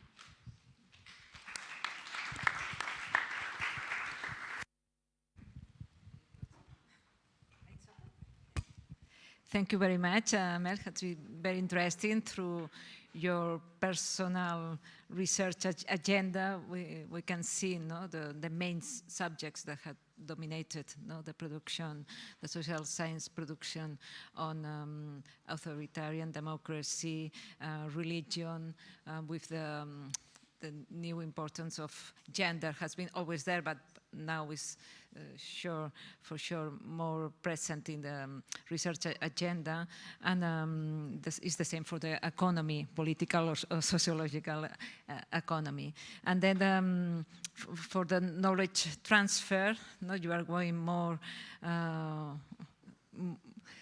you are, for the academicians has been always a challenge, to produce recommendations for polity. And then you are going more más lejos, of this proposal, and you are proposing like this mixed profile of research, that perhaps Eduard can speak about this, because he's a researcher that has a similar background, and then it will be interesting then to hear you about this. Thank you, Laura, and I see so many familiar faces, so that you know a little bit also about my profile also in this area. But still, I think it's important, as Amel did, to start with explaining the starting point. How are we approaching the topic? And in fact, Gemma, when she asked me to focus on this, because you've been working on this for 20 years. So that's the point about Euro-Mediterranean affairs. So in that sense, yeah, I'm a man living and working in a European city. That makes a difference. So if I would be working now in Beirut or Lebanon, I'm in Beirut or Tunis or somewhere else, or in Syria, I mean, that would have been a different approach, isn't it? Not to mention Gaza, of course, to Euro-Mediterranean relations at this moment, really how to conduct and the possibilities to conduct research freely in all the also dimensions of freedom of all what it means. And with this experience of 20 years, as a politologist specializing on international relations, for whom Euro-Mediterranean relations was the starting, the entry point to this domain, to international relations, and who included then later on other expertise in this profile. So some reflections trying to reply in not trying to be systematic, as you said, but to the overall aim of this meeting. Well, the first thing I wanted to say is that to the question about whether the Mediterranean does exist as a research area, yes and no. So it's a meeting place. It's a meeting place. You couldn't get more interdisciplinary, probably, than when you work on Mediterranean affairs. Because when you will be conducting projects or trying to steer any research proposal, I mean, it would be very difficult to be only among international relations experts or political scientists. I'm sure you'd have also then sociologists, but also many other disciplines I see here represented, economists, anthropologists, but geographers, environmental scientists. So that's one element. And then you could say, it's the meeting place, therefore it's very central. Well, it can be very central some days, but it could be perceived as the periphery during all the other days, so that your colleagues would not consider you to be working on one of the very central debates in your respective disciplines, and why are you meddling also with all those different characters. But even if we look at Euro-Mediterranean as a space, and we take it from the point of view of area studies, and this would bring it to a different conversation about whether area studies have been undervalued, overvalued, and so on. But even there, it's the meeting place between two of those area studies: European affairs, and specifically European foreign policy, and Middle East and North Africa, whichever the denomination of this region you will want to give it,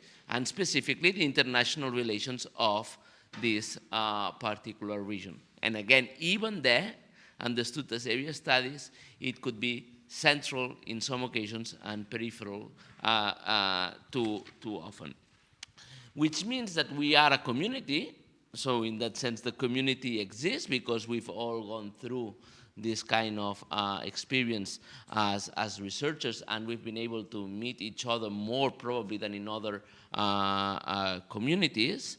And we also have a little bit of this founding moment, which some of us are old enough to remember or to have profited from, which was mentioned before, who said, who remember the 90s? I did also as like some of the very first things I started doing in the university. It was about Euro-Mediterranean relations, this kind of thing. It was the euphoria of the Barcelona process, all the hopes, all the expectations. It looked as a very fashionable topic. There were like some emerging platforms also for cooperation. Euromesco, which now IEMed is in command of, already in the 90s, which gave plenty of opportunities to meet and work with others, but also, if we think also, where do we publish Mediterranean politics?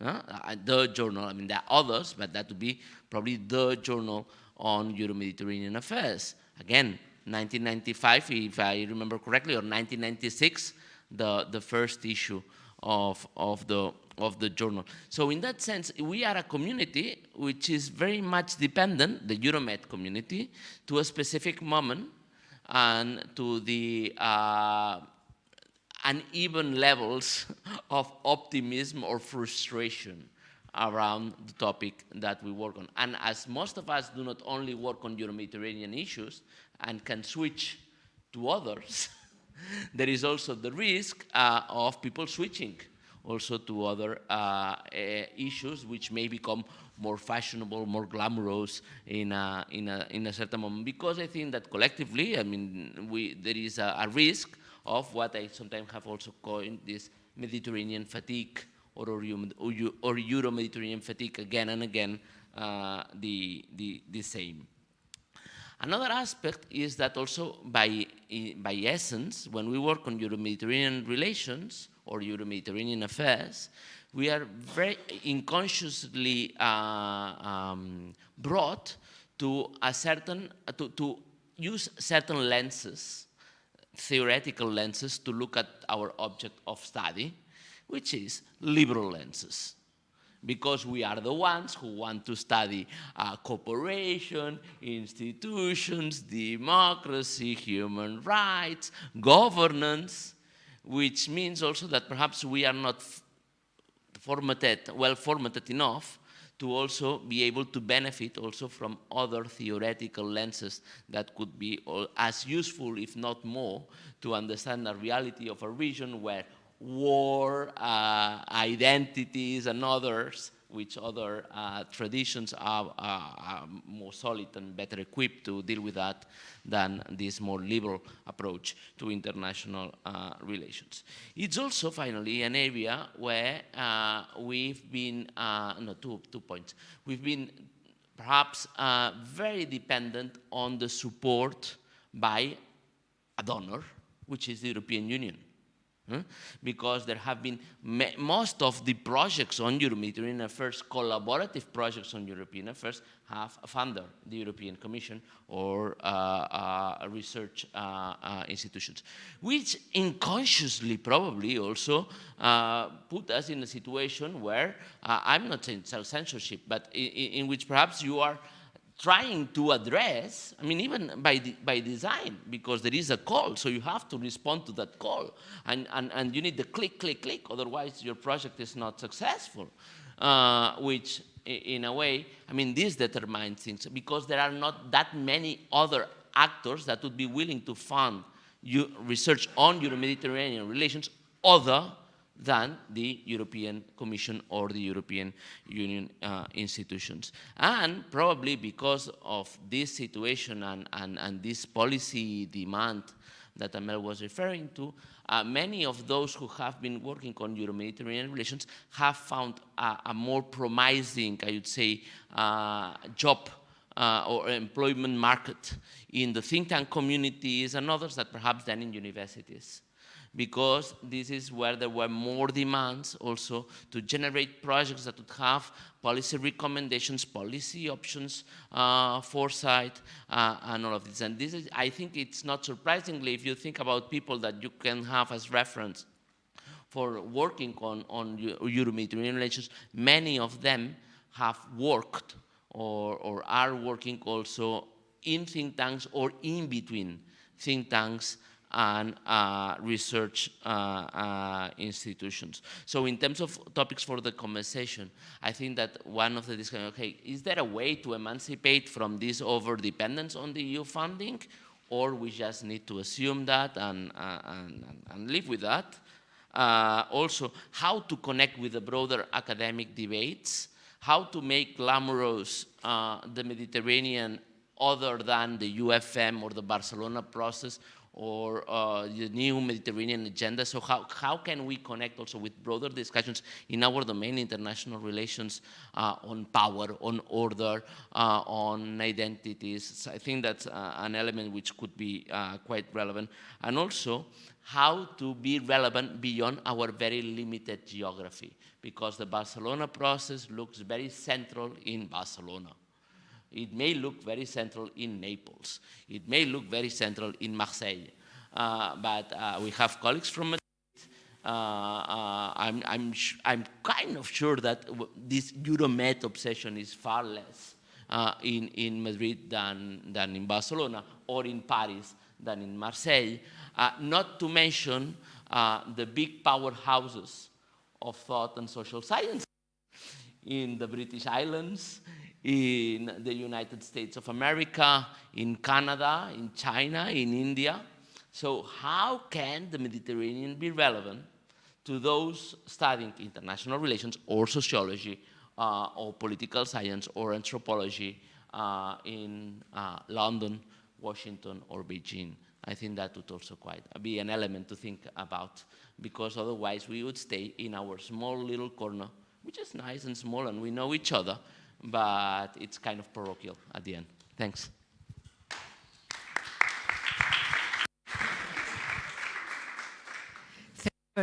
Thank you very much, Edward. You have exposed a question that it's difficult not to answer, and I guess that you don't have answer for this.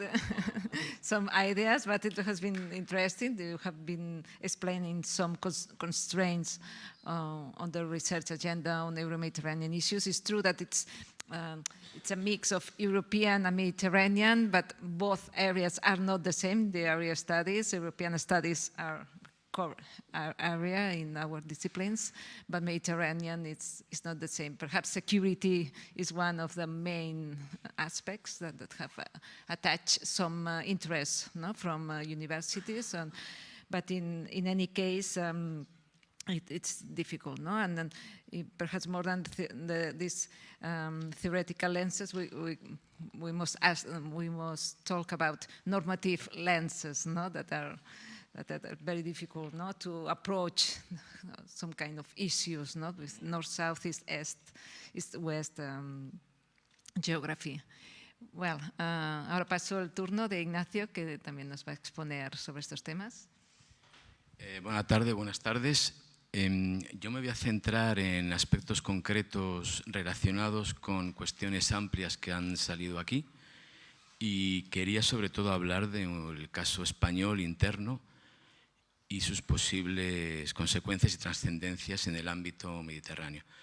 Para hacer este tipo de valoraciones, que ya digo que intentaré ser muy específico en ellas, tengo que dar las gracias a tres estudiantes nuestros de la Autónoma de Madrid, a Álvaro de Argüelles Lugo, que está aquí, a Alicia Olmo y a Cristina Atonal de Lucio, que es una estudiante mexicana y están las tres estudiando en la Autónoma. Les he preguntado a estas personas para que me diesen su punto de vista como investigadores sobre cuestiones concretas. Entonces me he basado en buena medida en lo que han dicho ellas, en lo que he visto yo y en percepciones de otros colegas. Tengo que decir en primer lugar que yo procedo del área de estudios árabes islámicos, unos estudios que muchas veces ni nosotros mismos sabemos muy bien cómo definir, puesto que es un poco el cajón desastre de muchas cosas y tenemos desde la lengua hasta la economía o hasta la historia, la política.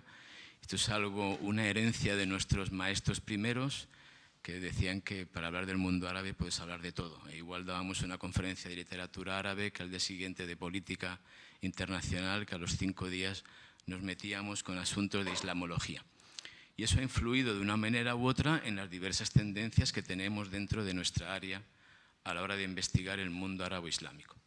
Creo que hemos avanzado mucho, y esto no solo lo digo por nuestros estudios, sino por otras áreas de investigación, en el ámbito del enfoque mixto y de colaborar con otras áreas. Creo que lo ha dicho Eduardo y también Amal de alguna otra manera, y creo que en eso sí que hemos ido en una muy buena dirección. No solo nosotros, sino por lo que me consta, otras áreas. Nosotros ahora mismo, desde hace unos años, estamos detectando en todo el ámbito de estudios árabes islámicos una relación muy directa y cada vez mayor con el área, por ejemplo, de estudios internacionales y de relaciones internacionales, hasta el punto de que la Autónoma está ya a punto de poner en marcha un doble grado de árabe con relaciones internacionales. Esto es algo positivo, por supuesto, tiene también sus aspectos más o menos negativos que habría que trabajar en ellos, pero va en esa línea del enfoque mixto. ¿Qué es lo que podemos ofrecer nosotros? Es un conocimiento de la cultura y de la lengua árabes y aplicado a una serie de categorías o de enfoques que en los que podamos dar lugar a resultados que sean favorables para los estudios en su conjunto. Nosotros tenemos una preocupación directa por el uso de la lengua y por el uso de este conocimiento de la cultura y es lo que podemos aportar.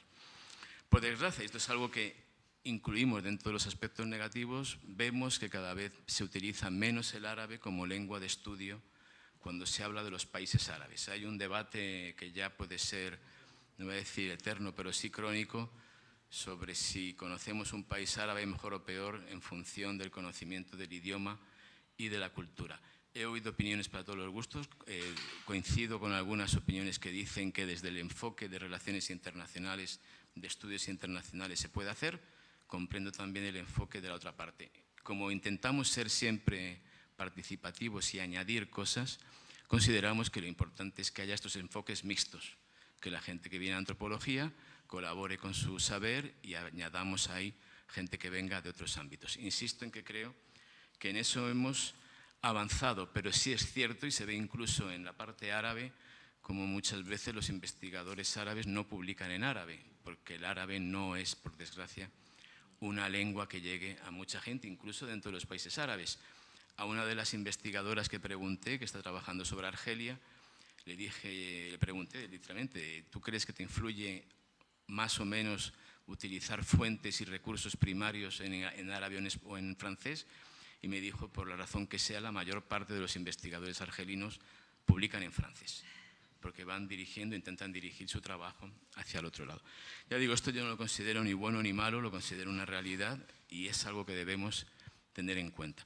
Aunque la cuestión del idioma creo que tiene una gran influencia. Esta mañana el profesor Muin creo que ha hablado de la producción de artículos como si estuviésemos con un taxímetro, cómo se nos exige tener, no solo a nosotros, a los profesores, también a los investigadores, sobre todo a los más jóvenes, según se van incorporando, se les obliga a tener una producción determinada de artículos, pero que tiene un vicio añadido, es que no solo es que hay que publicar determinado número de artículos en una serie de revistas que tengan un cuartil determinado y además esto hace que muchas veces no publiquemos en las revistas que son de nuestra especialidad, sino que nos vamos a publicar a sitios porque nos van a dar más puntos, con lo cual hay una serie de consecuencias negativas. Yo digo tanto para investigadores como ya profesores o los que están empezando en la actividad.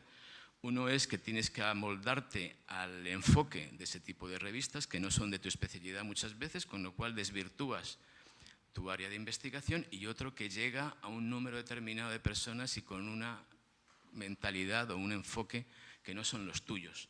Esto crea algo que yo creo que no acaba de favorecer nuestros estudios. Por supuesto, habría una serie de soluciones en las que podíamos entrar después. Luego está el problema del idioma. Yo comprendo que el idioma inglés es el gran vínculo y el gran instrumento de interrelación entre todo el mundo, pero el idioma es casi siempre un sombrero. No solo te pones ese sombrero, sino que influye luego en la chaqueta que vas a llevar, en los zapatos que vas a llevar, en el comportamiento. Publicar en inglés es también utilizar una serie de categorías y eso hay que tenerlo en cuenta, que muchas veces nos obliga a seguir una serie de enfoques que vienen de fuera. Insisto, no es bueno ni malo, es una realidad y hay que ser conscientes de este tipo de cosas y también son tendencias que van llegando. Yo he notado que por lo menos en nuestro ámbito ibérico muchas veces hay una serie de temas o de asuntos que llegan por una especie de influencia de una vez y durante un tiempo nos ponemos a publicar sobre ellos. Hablaba antes Eduardo del proceso de Barcelona. Con las revoluciones árabes pasó algo, como durante un tiempo hubo un influjo, pero muchas veces son influjos o son corrientes que no digo que estén promovidos de fuera, sino que de una forma natural nacen en otro sitio y nosotros asumimos y comenzamos a investigar sobre ellas y muchas veces saber si es necesario, si es algo nuestro, si nos interesa de verdad, sino que seguimos una corriente y no solo del tema sobre el que escribimos, sino también del enfoque. Yo siempre recuerdo cuando yo dirigía varias tesis sobre didáctica del árabe, como durante un tiempo casi todo el mundo hacía didácticas y tesis del análisis de errores en idiomas. Y recuerdo que una vez vino un experto estadounidense al tribunal y dijo, pero ¿qué hacéis vosotros en el año 2000 y pico con esto? Si nosotros en Estados Unidos ya hemos dejado de dirigir esto en 1990. Y digo, claro, es que a nosotros siempre lo vuestro nos va a llegar 10 años más tarde. Entonces, claro, ¿qué ocurre? Que cuando hacemos ese tipo de tesis y de investigaciones ya pierden su vigencia y su interés. Eso es algo también que hay que tener en cuenta.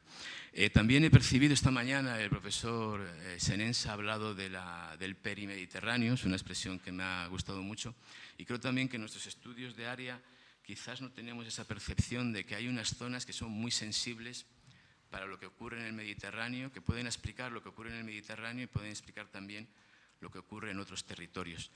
Y yo siempre pienso en dos, en la zona del Sahel y en el Mar Rojo, sobre todo en Yemen. Lo digo porque últimamente, después de la agresión de Israel en Gaza, hemos visto lo que ha pasado con los hutíes. Los hutíes no son los hutíes, ya es una muestra de que hay mucha gente que no tiene ni idea de, cuando te preguntan de los medios de comunicación, que no saben muy bien exactamente cómo lo están enfocando. Pero lo que me sorprende es cómo solo cuando ocurren estos hechos nos damos cuenta de esa importancia eterna e importante que tiene determinadas zonas. La zona del Sahel, no habría que hablar mucho para los investigadores y los especialistas, es algo evidente, para el conjunto de la gente no. Eso es algo que a mí me lleva a veces a pensar hasta qué punto somos capaces, que era uno de los puntos o de las líneas que se abordaba aquí, somos capaces de llevar a la sociedad la importancia que tienen ciertos temas y ciertos enfoques. Quizás no somos capaces de hacerlo. Y cuando pasaba esto de Yemen y me llamaban de la radio y la televisión haciéndome preguntas un tanto absurdas, decía, qué mal estamos que me digan estas cosas sobre Yemen. No tienen ni idea de Yemen, pero es que aquí alguien ha investigado sobre Yemen. Alguien ha sido capaz de ver que es una perimediterraneidad, que lo que importa en el Mar Rojo influye no solo porque se cierra el canal de Suez, cosa que interrumpe, por supuesto, el tráfico en el Mediterráneo, sino que tiene que ver en todo este contexto. No somos capaces de comprender que el Sahel también está integrado en lo que es la seguridad interna y posterior del Mediterráneo, por decirlo así. Senegal, últimamente también estamos hablando mucho de Senegal, y te das cuenta de que no tenemos investigadores, no tenemos unas líneas, salvo personas que han publicado un libro o que hacen algún artículo sobre este tipo de cosas. El caso de Libia creo que es flagrante, el propio Álvaro, que está haciendo una tesis sobre ella, lo sabrá, como se sabe muy poco de Libia, a pesar de la importancia central que tiene Libia en el Mediterráneo, y no solo hablo de importancia central geográficamente hablando. Y esto me lleva también a una de las disquisiciones que tengo siempre, digo, hasta qué punto conocemos entre los investigadores y las investigadoras de aquí, de España, de Portugal y del entorno, lo que hacen los demás. Yo muchas veces no sé lo que hacen en la universidad al lado, ni las tesis que dirigen, ni los trabajos que hay. Esto es algo de esos retos de los que llevamos hablando siempre que tendríamos que hacer. Y por lo tanto yo creo que la enseñanza principal es, nos dirigimos hacia una línea de enfoques mixtos, una labor muy creativa, muy interactiva, pero que exige que haya una coordinación y también que haya una serie de redes que nos pongan en común y que nos permitan hacer un trabajo en conjunto. Muchas gracias.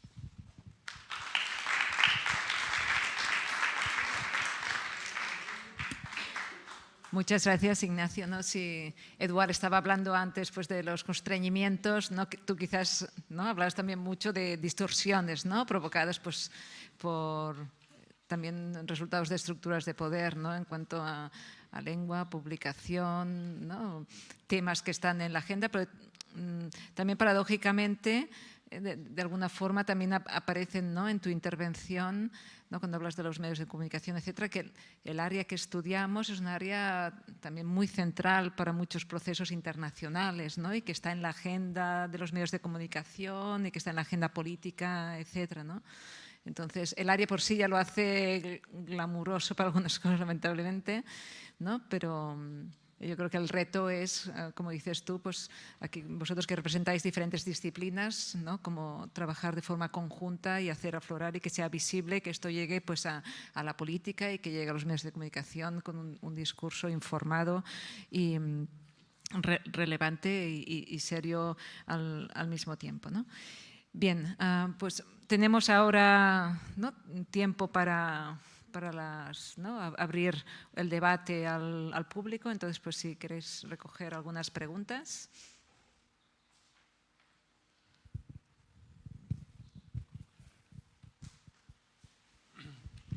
Muchas gracias. Tengo un comentario a las dos últimas intervenciones.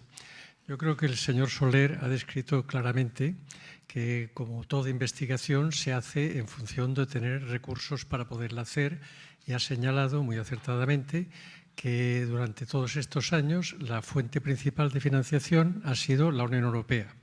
Bueno, eso es el resultado de que a la Unión Europea hay interés por un tema. Europa no financia cualquier cosa, financia lo que le interesa. Y lo que le interesa, eventualmente, y en este caso, es conocimiento, es saber análisis sobre situaciones para poder definir estrategias de acción. O sea, este es el marco y no es otro. Entonces, el señor Gutiérrez de Terán ha explicado que efectivamente en España tenemos un problema, que es que como no se sabe que tenemos un problema, pues se está a la espera de ver quién va a financiar algo, quién va a dar el medio para hacerlo. O sea, tenemos un déficit tremendo de saber identificar los problemas que tenemos o vamos a tener para poder hacer estudios que permitan prever las acciones que se pueden hacer. Y aquí yo lo que querría sugerir es que efectivamente parece mentira que con la realidad que tenemos hoy en día en este país, problema de la emigración, problema de la integración de la población emigrante, problemas incluso de la interculturalidad que se va creando y que no sabemos cómo abordarla, problemas de relación con nuestro vecino del sur, Marruecos, Argelia, etcétera, que no está definido, que es una pura improvisación y que lamentablemente pues depende mucho de iniciativas individuales, como ha pasado siempre en España. Siempre hay una persona que piensa que esto es un problema y se dedica a estudiarlo, pero no dentro del contexto donde ese conocimiento pueda ser eventualmente aprovechado y utilizado para definir políticas y actitudes. Todo esto significa que tenemos que ser un poco más proactivos en meter el dedo en el ojo al gobierno o a los responsables de definir las políticas para que sean conscientes que hay un problema. Porque ese es el problema. No son conscientes que tenemos un problema y que los problemas, si se estudian, puede que tengan solución. Si no se estudian, lo que hacen es empeorar. Bueno, nada más.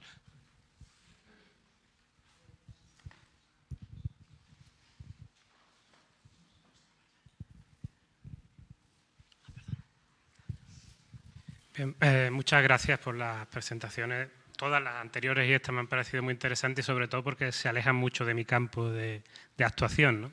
Yo soy Rafael Blanco de la Universidad de Córdoba, arqueólogo, historiador del arte, por lo tanto un terreno muy diverso, pero sobre cosas generales que compartimos y que se han hablado anteriormente también, me interesa mucho el tema que se ha dicho de las publicaciones, ¿no? Del publish or perish.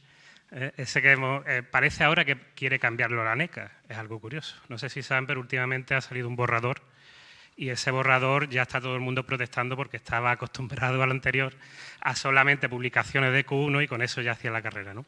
Y ahora pide algo muy diversificado, incluso que para ser catedrático obligatoriamente va a haber que hacer transferencia y divulgación.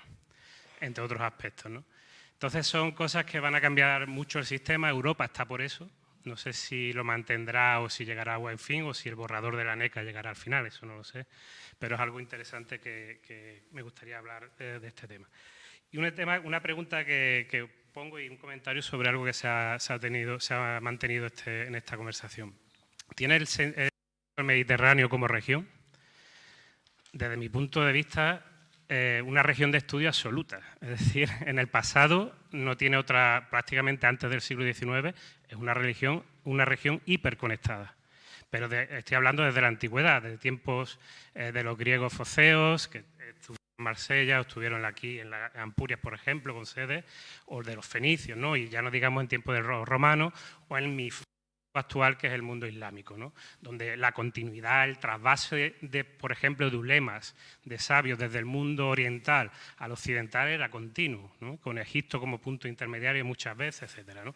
Entonces, puede ser que lo que se ha comentado tenga mucho que ver con el cambio de los medios de comunicación, de transporte entre los lugares, ¿no?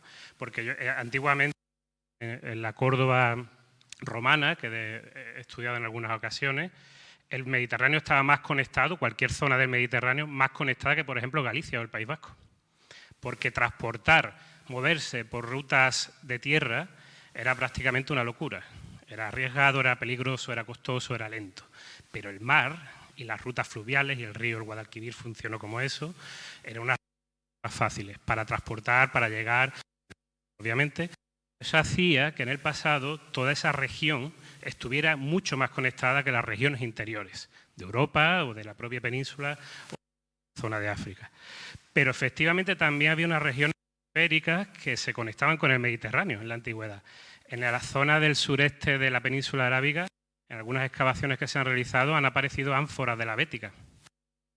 Llegaban allí. No sabemos la ruta porque está más allá del Lime romano, pero llegaban allí. Entonces, toda esa complejidad creo que sí es un elemento, lo comentó el profesor Hansa, lo puso ahí como un punto, ¿no? El cultural heritage, ¿no? El pasado, la historia como un punto fundamental para unir las sociedades del Mediterráneo actual, pero también para aprender muchas cosas del pasado y comprender cómo está pasando todo este sistema. Pero sí me parece muy interesante y muy relevante desde el punto de vista del pasado estudiar como región el Mediterráneo, y es verdad que haya podido cambiar en la actualidad, sobre todo porque las redes se han modificado mucho. Y bueno, sin más, simplemente este comentario, pero muchas gracias porque creo que se han tocado temas muy, muy interesantes.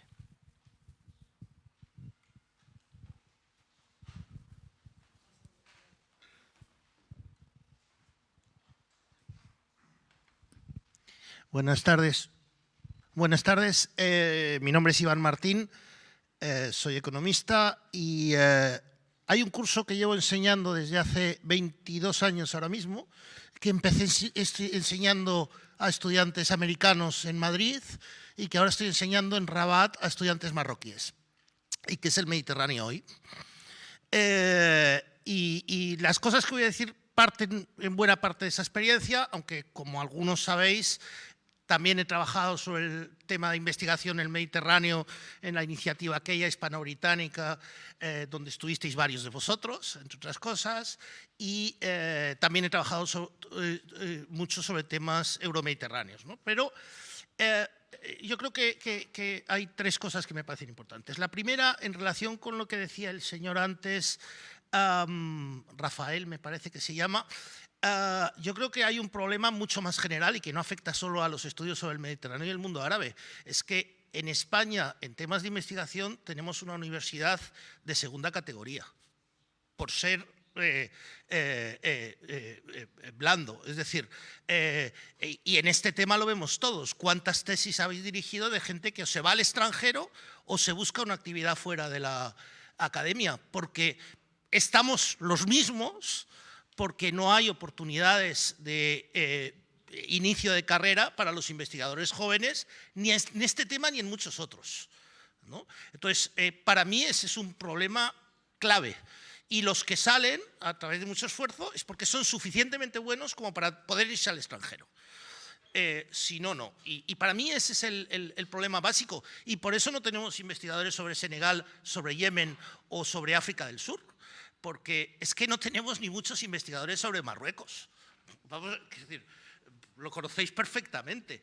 Y para un país como España, del tamaño de España, con los intereses estratégicos que tiene Marruecos, los mencionamos todos muy rápidamente. Es decir, son muy pocos, etcétera, ¿no? Entonces, ese es el primer problema, que no solo lo tiene España. En Italia pasa algo parecido, por ejemplo. Es decir, son los países... Este es un problema de la investigación mediterránea europea, no digamos de los países del sur del Mediterráneo, donde efectivamente comparto absolutamente el análisis hecho esta mañana por el profesor libanés, ¿no? Esa primera cuestión. Segunda cuestión que me parece importante, yo creo que es importante separar dos cuestiones. Una, la investigación sobre temas mediterráneos o del mundo árabe, desde el punto de vista de la investigación, o las necesidades de investigación generadas por proyectos geopolíticos. Está claro que desde el año 90, 92, Europa tiene un proyecto de proyección sobre el Mediterráneo que se ha ido diluyendo, por cierto, en los últimos años, cada vez más en un entorno mucho más euroafricano, y a eso responde que estemos hablando aquí de esto, entre otras cosas, seguramente, ¿no? Y todo lo que decía Eduard es así. Y eso no es malo, es decir, es bueno que haya un proyecto político y que el mundo universitario responda a las necesidades de investigación derivadas de ese proyecto. Simplemente hay que ser consciente cuál es el objetivo último. Y ahí es clave, y por eso Eduard lo planteaba muy bien, porque en los temas mediterráneos hay estar a caballo entre think tanks y universidad. Porque la demanda, y por eso nos encontramos mucho más, porque la demanda viene del mundo político, de la Unión Europea en este caso, no del mundo académico. Y desde el mundo académico, y ahí ya acabo, yo creo que es importante hacer una reflexión más desagregada, ¿no? Es decir, tú has planteado el tema del Mediterráneo, de la centralidad o la periferia. Existe una comunidad de investigación del Mediterráneo, eso es cierto, pero eso responde más que nada a lo que mencionaba antes, a la demanda por el lado del eso. La cuestión para mí no es si el Mediterráneo es central o periférico para las grandes cuestiones de cada disciplina, sino si tiene sentido. Si tiene sentido. Lo tiene indudablemente en el estudio de la historia, hasta el siglo XVI por lo menos, yo no sé si hasta el XIX, pero da igual, se podría discutir. Lo tiene sin lugar a dudas para los estudios medioambientales y del cambio climático, y lo podemos discutir. Lo tiene para la agroeconomía y la gestión del agua en entornos porque prácticamente todos los países mediterráneos comparten una gran parte de su territorio con problemas similares de gestión del agua. Francamente, yo no creo que lo tenga para el análisis de sistemas políticos. Yo cuando a mis estudiantes les explico, el curso es interdisciplinario, cuando les explico sistemas políticos, explico los del sur del Mediterráneo y ahí sí tengo una lógica común, con un marco cognitivo claro y con herramientas de análisis comunes, y otra, los países europeos. Y a lo sumo dijo, bueno, hasta el año 76 había muchos más elementos comunes y fue gracias a la entrada de la Unión Europea que hubo esta divergencia, ¿vale? Pero hoy en día yo no puedo explicar con las mismas herramientas. Lo mismo pasa en el tema geopolítico.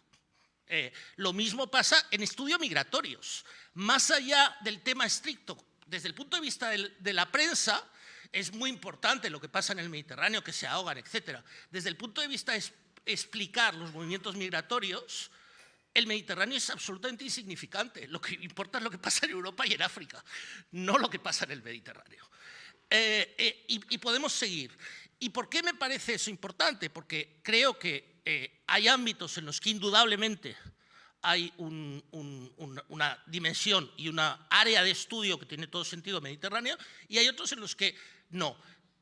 Eso no impide que no haya una demanda desde el punto de vista de la política a la que es muy legítimo responder mediante investigación, pero siendo consciente de que el perímetro de la investigación viene impuesto desde fuera y no desde la lógica de la propia investigación. Esos son los tres elementos que quería. Perdona si he tomado más de tiempo.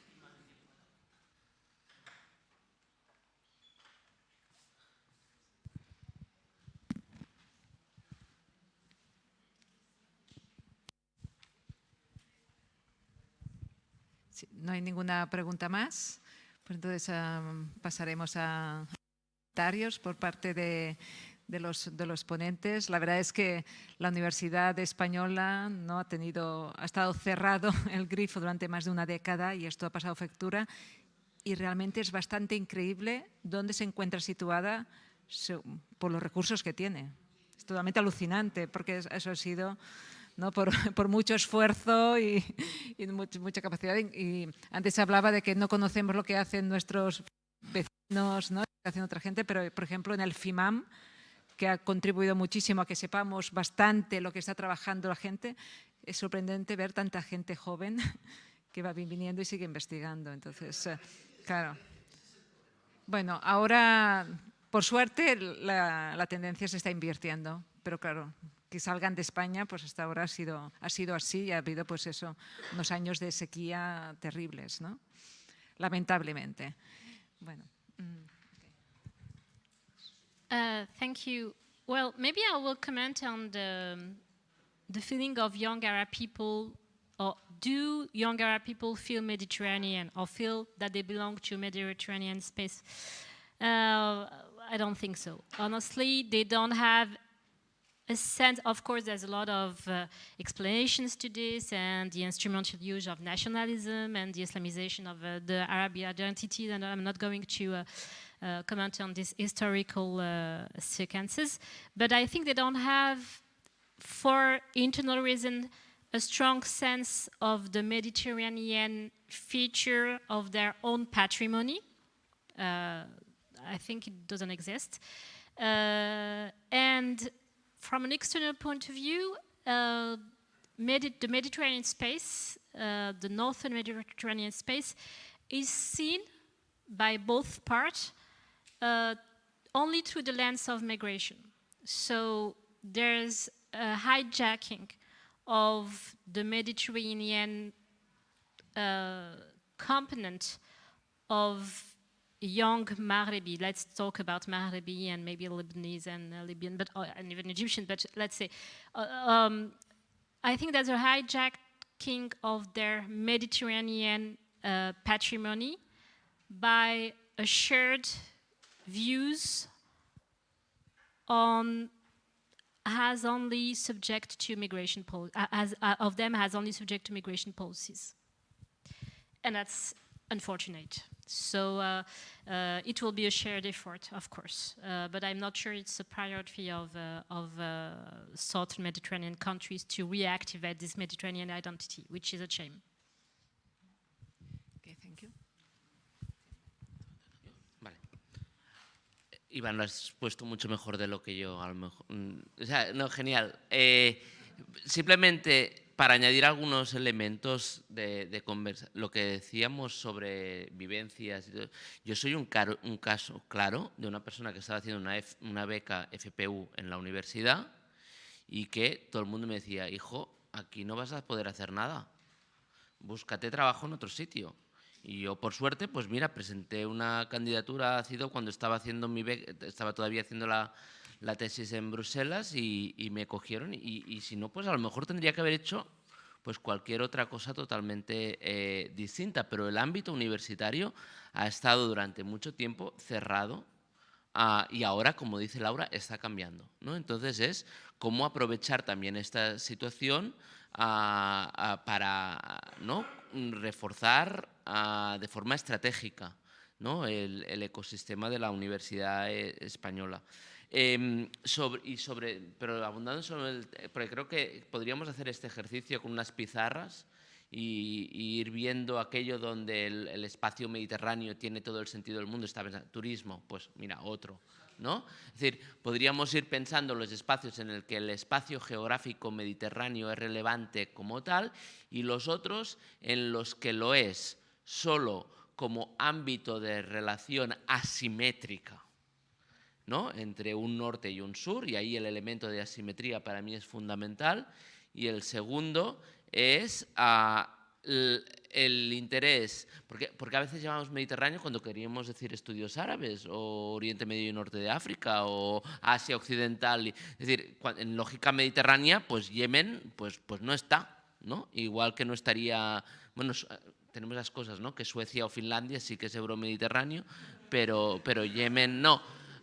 Entonces, ahí hay, porque después, ahí simplemente para hacer un poco de recomendación, hay una forma de ver el Mediterráneo, que es aquella parte del mundo árabe o de Oriente Medio y el norte de África, en la cual, como decías, Europa tiene una cierta proyección de poder, ¿no?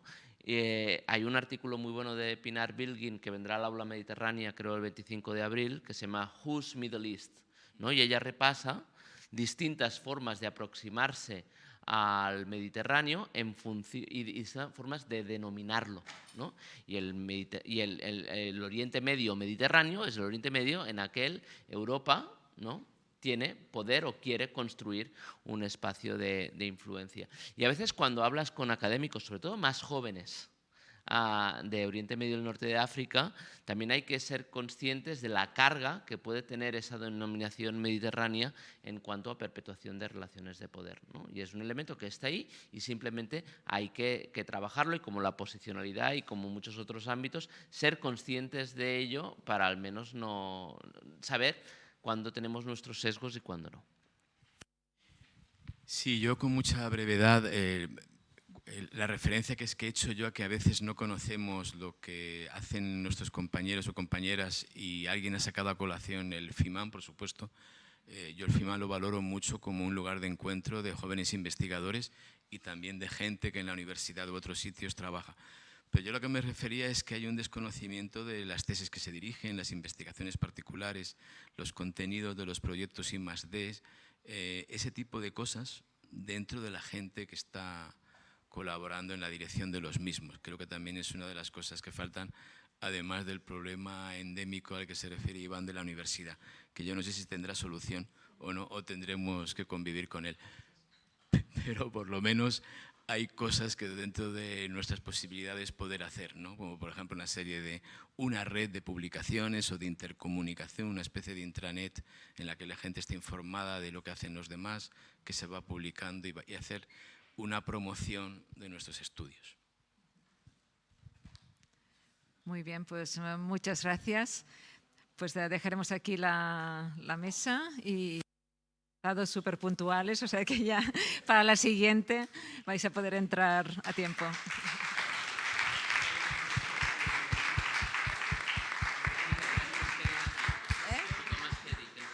Sí, por favor, si vamos a dar continuación ¿no?, al workshop, pues, de forma inmediata.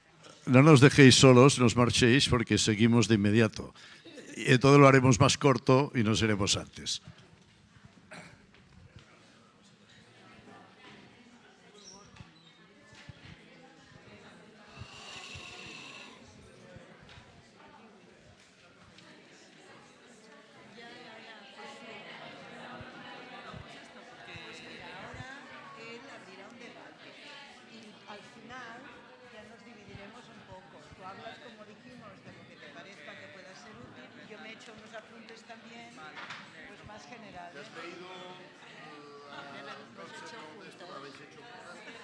Bueno, me refiero, ella le dio una ojeada.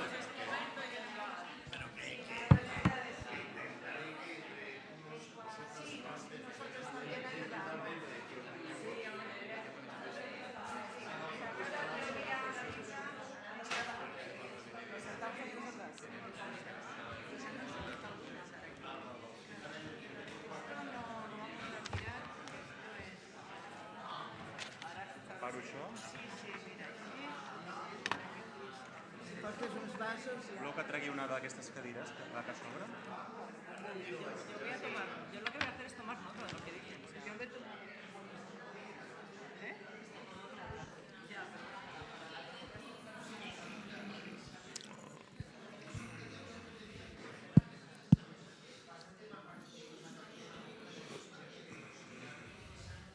Bueno, si os parece, vamos a a la siguiente ronda. Sé que son un tanto intensivas y seguidas más, pero en fin, vamos a seguir el programa y son intensivas por el interés del tema, yo creo. Con lo cual vamos a pasar a la última sesión de hoy, que intenta, bueno, veo que nos hemos pasado mucho al castellano, pero no, hay traducción simultánea, ¿no? Y estamos ya casi entre hispanohablantes y algún allegado, casi podemos seguir así, et nous entrons dans le vif du sujet. Bueno, esta última sesión intenta ser, digamos, una recapitulación práctica de lo que son los debates anteriores que ha habido para ver, pues eso, lo que estaban preguntándose ahora algunos, ¿qué podemos hacer, no? Modestamente. Bueno, aquí hay pues eso, un pequeño ejercicio de gente que se encuentra, que por tanto pues encuentra manera de poder hablar con los colegas y saber qué es lo que están haciendo, de lo que nos estabais pidiendo. Pero seguro que además pues puede haber muchas otras iniciativas pequeñas o grandes que puedan ayudarnos a que lo que hagamos desde algunas instituciones que nos dedicamos a estos temas pues pueda ser más útil, y en este caso en conexión con el mundo académico, y yo diría en este caso específicamente más el mundo universitario que el de los think tanks, ¿no? Con lo cual, bueno, pues estamos aquí. Yo quiero agradecer a Casa Árabe su presencia aquí con Olivia Orozco. Casa Árabe es, bueno, pues nuestro partner fundamental en este ejercicio, hasta el punto de que tiene Aula. Tiene dos versiones, tiene una aula mediterránea aquí en Barcelona y una aula árabe en Madrid, que se sumaron a la iniciativa cuando, bueno, pues aquí esto empezó a funcionar y trabajamos compartiendo muchas cosas, incluso algunos invitados que vengan de lejos, pues en fin, hace el parkour de que pasa por Madrid y viene aquí, o a la inversa, ¿no? para sacarle el mayor provecho pues, a los recursos que tengamos a disposición, ¿no? Voy a intentar que haya sobre todo iniciativas que salgan de la sala. También intentaré exprimir un poquitín a nuestras dos aquí coordinadoras, pero hay algunas cosas que quisiera decir antes. Bueno, al menos por razones de edad y a pocos que me puedan aventajar, no miro a nadie, con lo cual, bueno, pues al menos tengo ese beneficio de una quizá cierta experiencia. En mi caso son, pues yo que sé, son como 40 años trabajando en estos temas. Con lo cual, las conversaciones de hace un rato a mí me recordaban, por ejemplo, aquel famoso libro, vamos, famoso, en fin, precioso, diría más bien, libro de Paul Baltà sobre el Mediterráneo, y que él decía, él participó en el 95 en la conferencia de Barcelona, vamos, en el Foro Civil IEMed que organizó el instituto ya en ese momento, back to back, que dicen ahora, con la primera conferencia ministerial euromediterránea, y luego publicó aquel librito seminal de muchas cosas, de reflexiones euromediterráneas. Y él decía, bueno, es que voy por el mundo, ya sabéis que era un gran periodista en Le Monde, etcétera, y voy al Departamento de Estado americano y veo pues el Departamento de Europa, el Departamento de África, el Departamento de Asia, el Departamento de no sé qué, pero no veo ninguna oficina que ponga el letrero Asuntos Mediterráneos, y que me voy al Foreign Office y pasa lo mismo, y que voy a las Naciones Unidas en cualquier organismo y pasa lo mismo. Con lo cual decía, bueno, es que nos encontramos que el Mediterráneo como que no existe. Entonces, aquí venía algunas de las cosas que se estaban diciendo hace un momento, pero yo diría que desde entonces para acá sí hemos conseguido que cambien bastantes cosas y que sí existen, ¿eh? Y la prueba es que estamos aquí. Y yo creo que bueno, no habremos conseguido el paraíso, pero bueno, vamos avanzando en esa línea. Y es verdad que hay muchas diversas aproximaciones, pero es que yo creo, Iván, que no hace falta intentar poner en una misma horma de análisis los regímenes del norte y del sur, porque es verdad que son tan distintos que parten de muy distintas cosas. Pero sí, las relaciones y las interrelaciones son importantísimas y eso es a lo que nos dedicamos, ¿no? A ver cómo esa interrelación entre el norte y el sur pues pueda ser, llamémosle, beneficioso para ambas partes. Y fundamentalmente, que es el interés de todo este ejercicio euromediterráneo desde el 95 y desde antes, bueno, pues cómo todo eso puede servir para ayudar de alguna manera, llamémosle, a la modernización del conjunto del Mediterráneo, especialmente los países del sur, ¿no? Pero esa reflexión de Paul Baltà yo la sigo teniendo muchas veces en consideración, diciendo, bueno, estamos consiguiendo que el Mediterráneo exista y, bueno, la batalla no está a rebosar, pero algo hemos metido, ¿no? Luego estamos en el tema de universidad, conocimiento, cómo hacer que eso pueda, digamos, investigación, cómo que eso pueda ser especialmente de interés. Bueno, y también el beneficio de la edad me va a permitir recordar otra cosa clásica. Yo sigo teniendo por fundamental los primeros estudios que hizo UNDP sobre, ¿cómo lo llamaban?, la evolución social y tal del Mediterráneo, ¿no? Social Development of the Mediterranean Area o algo así, o the Arab World, perdón, the Arab World, pero que en realidad se refería mucho a nuestros temas. Y el análisis que hacía UNDP, yo soy bastante militante de Naciones Unidas y por eso lo llevo aquí, he estado trabajando unos años en Naciones Unidas en Viena, y decían que tenía la ventaja, como sabéis perfectamente, que eran investigadores árabes del centro de UNDP en Beirut. Y decía, los tres grandes déficits, como recordaréis, no os estoy diciendo nada nuevo porque todos lo habéis leído, que han y están lastrando la evolución del mundo árabe, es un déficit de gobernanza, estaba claro, hemos intentado, vamos, ellos han intentado superarlo. Y bueno, pues como se decía antes, las primaveras árabes pues han tenido el éxito que han tenido, pero yo no tengo duda de que bueno, eso prevalecerá. No sé si tardará 4 meses, 4 años o 4 décadas, pero es evidente que eso no hay una excepcionalidad árabe que diga que es que no sé, que tienen una configuración craneal distinta o cosas animaladas por el estilo, con lo cual, pues yo estoy seguro de que eso en otra ola de la evolución, a veces los movimientos sociales van un poco como las olas, ¿no? Suben y bajan y tienen luego otro impulso, ¿no?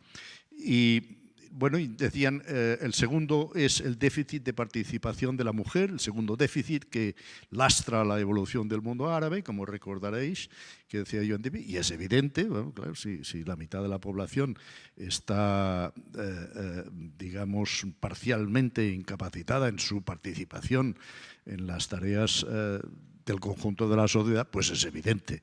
Y si además eso introduce disfuncionalidades adicionales, pues más todavía. En fin, ellos abundaban explicándolo muy adecuadamente, pero decían el tercer déficit, y señalaban solo 3, es de conocimiento. Entonces decían, bueno, hay un déficit de conocimiento, hemos estado hablando hoy, tanto dentro de la sala como incluso en el claustro, de algunos de estos temas, de los déficits de bueno, pues la situación de las universidades en algunos de los países, a veces, digamos, un buen invento que es que haya otro tipo de universidades ha conducido a un resultado peor porque se ha aplicado mal, y es evidente que 400 universidades privadas en Egipto pues no pueden ser demasiado buenas universidades, más valdría que hubiera 40 en todo Egipto y que fueran realmente buenas. A nosotros, yo creo que, en fin, Antes se decía es importante la presencia del Estado. Bueno, yo creo que en ese sentido sí hemos tenido un Estado que haya vigilado más y el crecimiento de las universidades privadas ha sido, digamos, moderado en número y exigente en su nivel.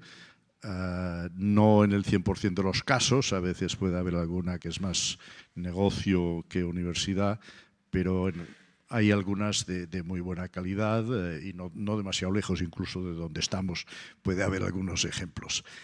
Bien, eso por tanto nos dice que el tema del conocimiento, la investigación, es un punto clave para, digamos, superar algunos de los déficits claves en el mundo mediterráneo, entendido fundamentalmente en el Mediterráneo sur y el este, que es en el fondo de lo que va el proceso de Barcelona y la política euromediterránea. No nos engañemos, decimos construir, y es verdad, una comunidad euromediterránea de naciones en paz, en progreso, etcétera, pero el ingrediente fundamental, si hemos de hablar claro, es conseguir juntos un desarrollo, modernización y avance de los países del sur para que, bueno, pues haya un equilibrio mejor, que es difícil obtenerlo de una mañana, de un día para el día siguiente y de un año para el siguiente, pero que al menos tiene que haber una línea clara en este sentido y no siempre ha habido ni está habiendo esa línea clara de progreso en ese sentido, ¿no? Por tanto, digamos, sabemos que ese es, bueno, al menos a juicio de UNDP, y habría los mejores cerebros, digamos, en ciencias sociales en general del mundo árabe, no desde fuera, sino desde dentro del mundo árabe, haciendo ese diagnóstico, impulsado por Naciones Unidas en ese momento, muy fundamental, que nos señalaba que uno de los 3 déficits, uno de 3, no de 40,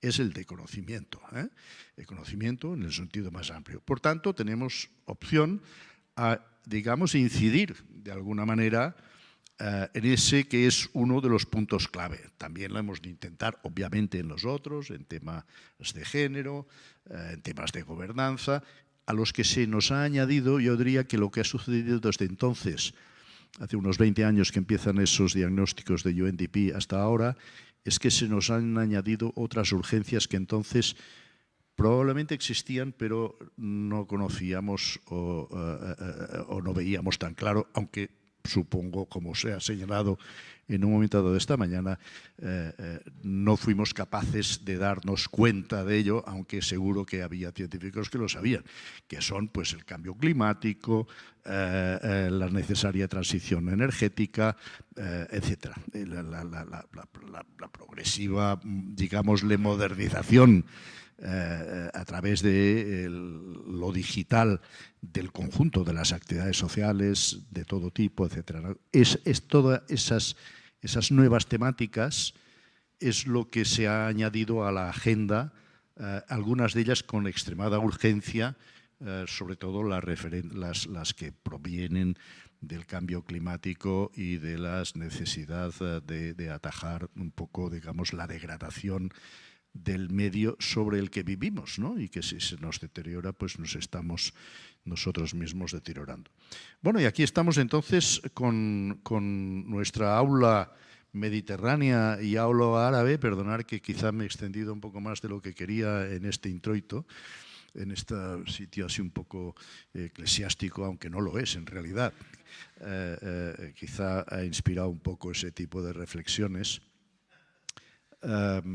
Y lo que se trata aquí es de ver cómo podemos proponer iniciativas que ayuden a mejorar, digamos, los estudios que podamos hacer en cuanto a qué estudios, en cuanto a cómo eso puede mejorar. Ha salido mucho aquí, eso puede mejorar las capacidades de nuestros estudiantes, de nuestros investigadores, de nuestras universidades.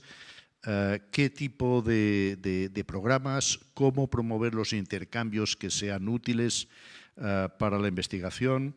Y, por tanto, hay una serie de preguntas que, más que hacerlas una a una, yo creo que voy a recorrerlas un poco primero para pedir intervenciones, porque si vamos una a una no llegaremos a la cena.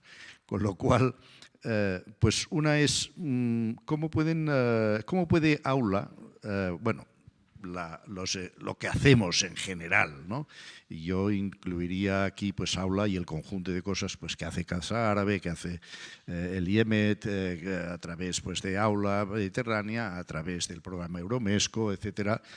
¿Cómo podemos llevar a cabo iniciativas que apoyen la colaboración entre las diferentes disciplinas, entre los diferentes programas de máster, etcétera? Otra, ¿cómo podemos abrir las plataformas que representa Aula y las otras iniciativas a otras universidades, redes, centros de investigación, etcétera, ¿no? Luego, ¿cómo podemos how can the development, porque me las han pasado en inglés, of joint research programs and Euro-Mediterranean projects involving universities, Aula initiatives and other Mediterranean institutions be encouraged? O sea, ¿cómo podemos animarnos más y mejor en estos endeavors? Luego, ¿en qué manera podemos capitalizar sobre el intercambio de profesores, de investigadores promovido por Aula? Esa era una de las intenciones que siempre hubo en Aula desde el origen.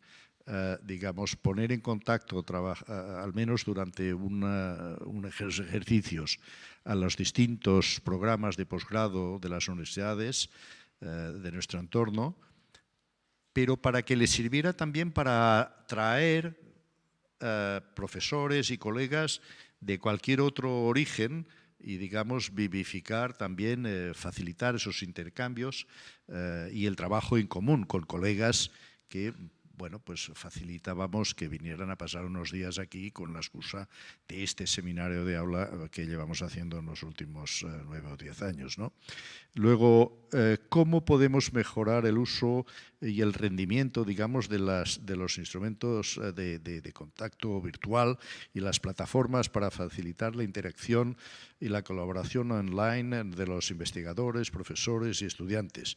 Y finalmente, ¿qué tipo de encuentros como este, o a lo mejor decís, no, es que esto es un disparate, hagámoslo de otra manera o hagamos tal otra cosa, ¿no?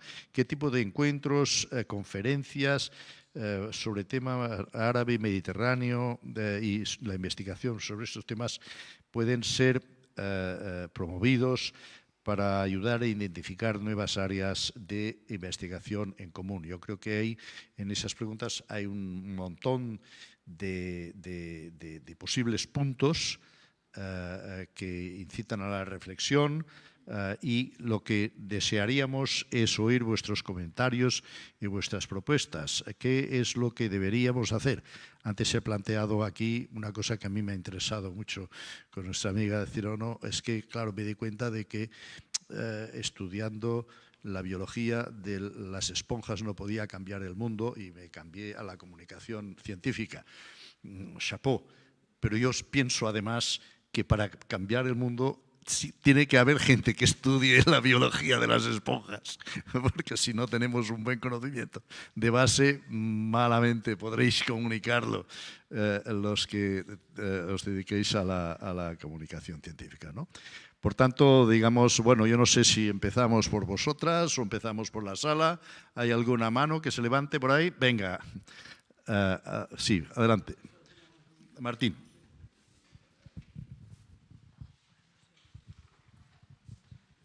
Yo voy a ser muy concreto y muy breve. 3 ideas que me parecen encajables en el marco de Aula y Euromesco y lo que hacéis en el IEMed y en Casa Árabe, y que creo que podrían contribuir. Una nos la da en bandeja Iñaki, no hace falta más. Es decir, esa puede ser perfectamente la tarea de Casa Árabe o del IEMed, hacer un inventario público de proyectos de investigación, de tesis en marcha, etc. En Casa Árabe no sé si se sigue haciendo. Hace 15 años o más, cuando yo estuve en Casa Árabe, con Olivia hacíamos una recopilación de cursos de verano sobre el Mediterráneo en el mundo árabe. Es muy básico, pero servía mucho a la gente para saber los 45 cursos de veranos que hay cada año sobre estos temas en distintas universidades. Pues extender eso, como pedía Iñaki, a los proyectos de investigación un poco con información un poco detallada, qué investigadores trabajan en ellos, cuál es su contenido, las tesis en marcha, etcétera, los cursos que se ofrecen incluso. Ese es un trabajo de documentación que se puede hacer perfectamente en colaboración con FIMAM, además, y que para mí correspondería hacer a instituciones como es el IEMed o como es Casa Árabe. Una idea. Segunda idea. Yo recuerdo, aquí todos recordáis, Olivia seguramente con particular cariño, pero todos los demás, al profesor Alejandro Lorca, Lorca, no sé por qué le llamo Lorca, Alejandro Lorca, que durante varios años, y ese fue, de hecho, consiguió que le financiaran una cátedra mediterránea en la Universidad Autónoma, y en Barcelona, en Valencia hubo otra, con el profesor Jordán, si no me acuerdo mal. Este modelo de cátedra mediterránea se puede perfectamente adaptar al aula, una cátedra rotatoria que cada año esté en una de las instituciones que tienen másteres, etcétera, con una serie de obligaciones, que puede ser el intercambio académico, que puede ser una publicación, una conferencia o varias cosas de esas, ¿no? A mí me parece que esa es una forma muy directa, que requiere algunos recursos, eso sí, pero lo primero no, lo primero recurso los recursos humanos. Esta segunda requiere recursos presupuestarios, pero me parece que iría perfectamente en la línea. Y tercero, y acabo, varios de aquí, como hemos mencionado antes, recordéis el encuentro hispano-británico sobre la investigación en el mundo árabe y el Mediterráneo, que coorganicé con Richard Gillespie en 2006, exactamente en estas fechas en 2006, por cierto, hace 18 años, que se sacó una publicación.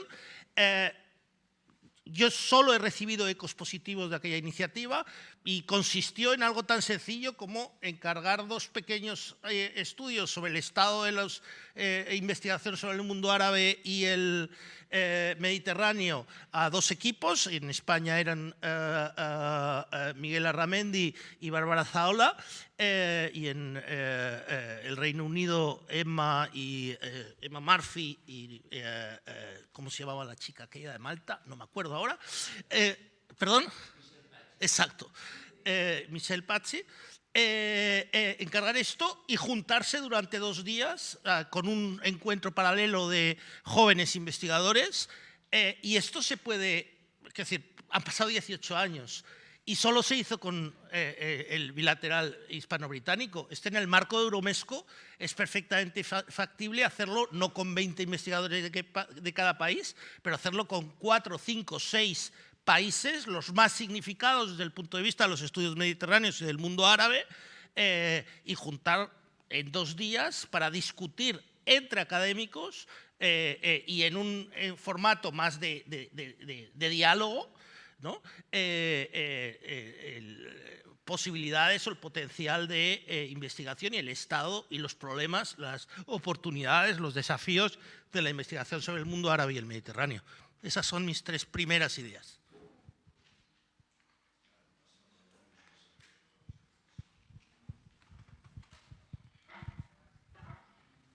Thank you. I actually, this is the most exciting part of the concept paper I received, and I spent like a few hours thinking about how Aula can contribute. And one thing I think that we need to create a shared identity as scholars in the Mediterranean. And based on that, and from there, we can start to think about the different activities. And at 2 levels, one individual level as researchers, individual researchers, and second, institutional level. I think at institutional level, you are doing really good, but it needs to capitalize upon this. And I have some concrete ideas here. One is the funding opportunities. Here you have a bit of funding opportunities and research projects, many research projects, but to capitalize on them, you need to have extended period of time. That's researchers from the global south, from the southern Mediterranean, or eastern Mediterranean, and Spain and Europe, work together for 1 year, maybe, and because 2 months, 3 months is really short time. And this, it needs some bit of details that they could work on 2 papers. The first one should be first author from Eastern Mediterranean, the second author from Europe, which is usually is a sensitive question for some researchers. And then second, networking and collaboration here. And this is important here because the shared identity usually it comes from networking and collaboration. When for example, I and Badr, we were members of a Global Young Academy. It's the Young Academy that have the some important 400 researchers from all around the world, from Global South and the Global North. And we meet every year as a voice of young scientists under age of 40. But why not to have a Mediterranean Young Academy? And you already have the capacity, you have the infrastructure, and you have some of this fund to create and connect the voice of young academics from the area, the region. This could be a step to create a general identity, a common identity. And then, the work curricula here, sometimes like this is interesting, like as I live in Sweden, and when we go and buy fish from the supermarket, Arab or Oriental supermarket, will say, oh, this is from the Mediterranean, this is from your sea, which we know that it's either from Spain or from Greece, but it's still our.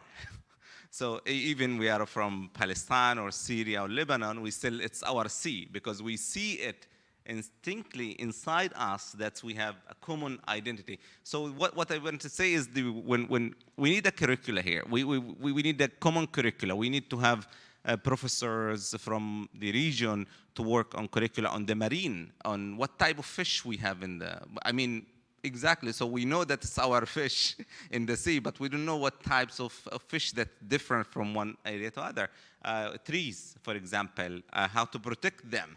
This is something that we needed collaboration at institutional and individual level, and this is go through network. I can't go into details now, but of course, if I'm happy to share some of these with you, how to do that.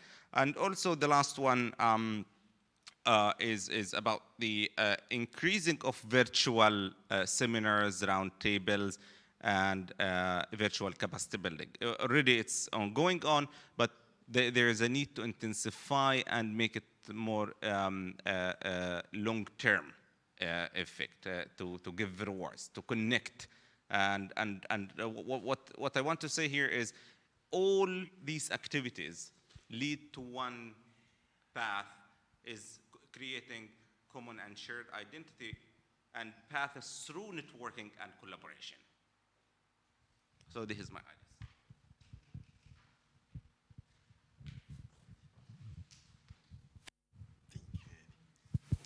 Just to build up on what my colleague just mentioned, 3 points.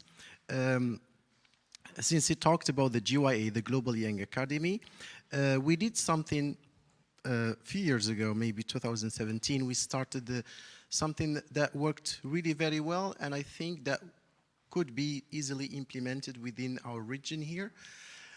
Especially in order to encourage South-North Mediterranean mobility between researchers. I know there are different mechanisms that encourages the mobility, but the problem is that these mechanisms are mainly institutional, or they are like overseen by institutions and universities. Within the GYA, what we did, we created like small seed fundings that researchers could directly apply to in order to exchange with another researcher from within our academy. The only 2 conditions is that the researcher has to partner. If the researcher is from the Big North, he has to partner from a researcher from the Big South.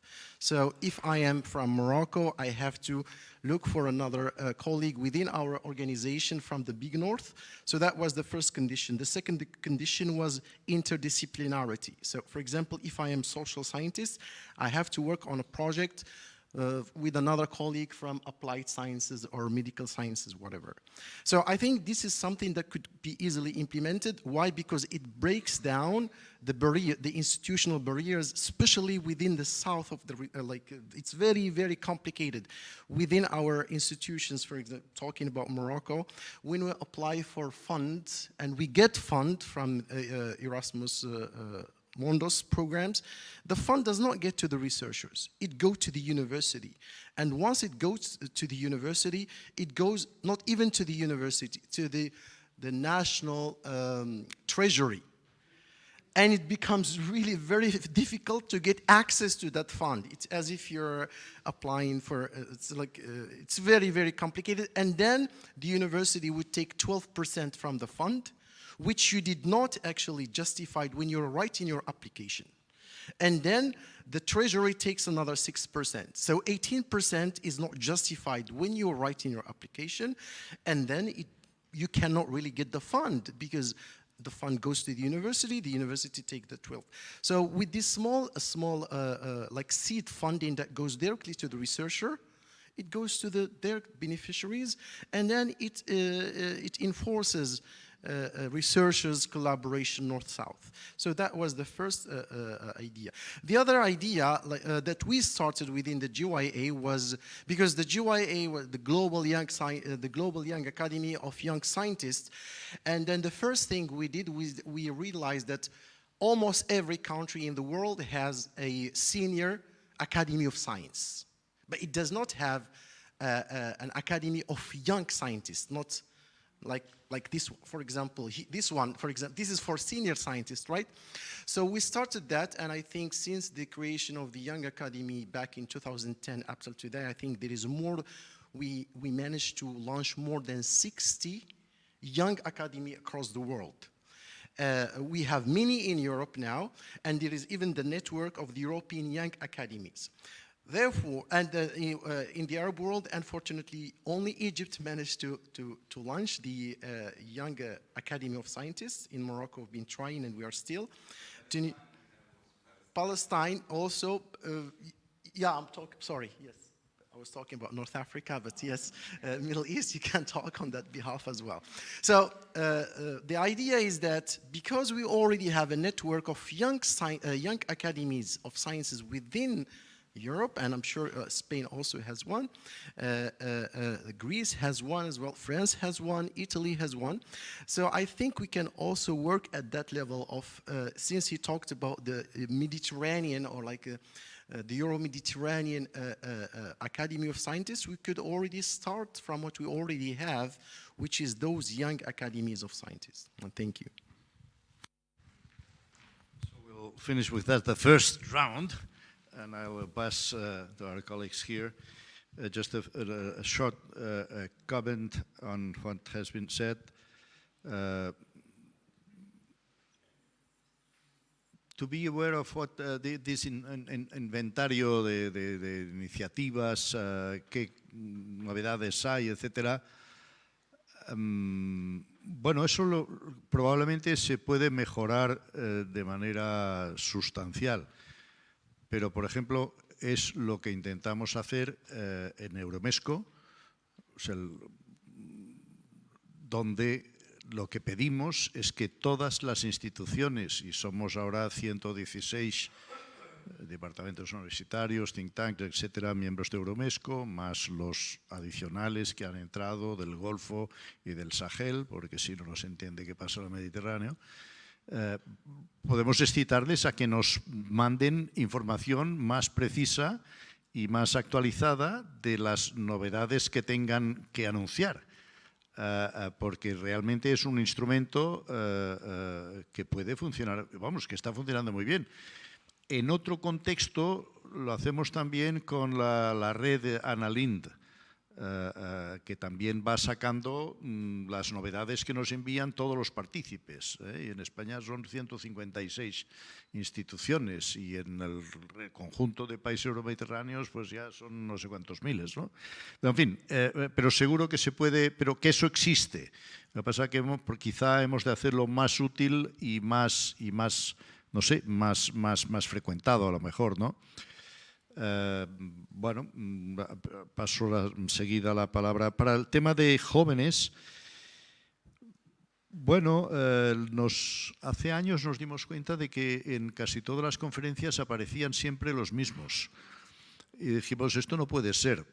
Y empezamos a decir, vale, se invita a los supuestamente mejores especialistas en cada institución, pero además montamos unas sesiones especiales de jóvenes investigadores. Ojo, que eso no quiere decir de 22 años, de 35 hacia más jóvenes. Un investigador joven es un señor que hasta los 35, creo yo, si no, no es un investigador. Hombre, de 18 años puede ser un genio, pero no un investigador profesional.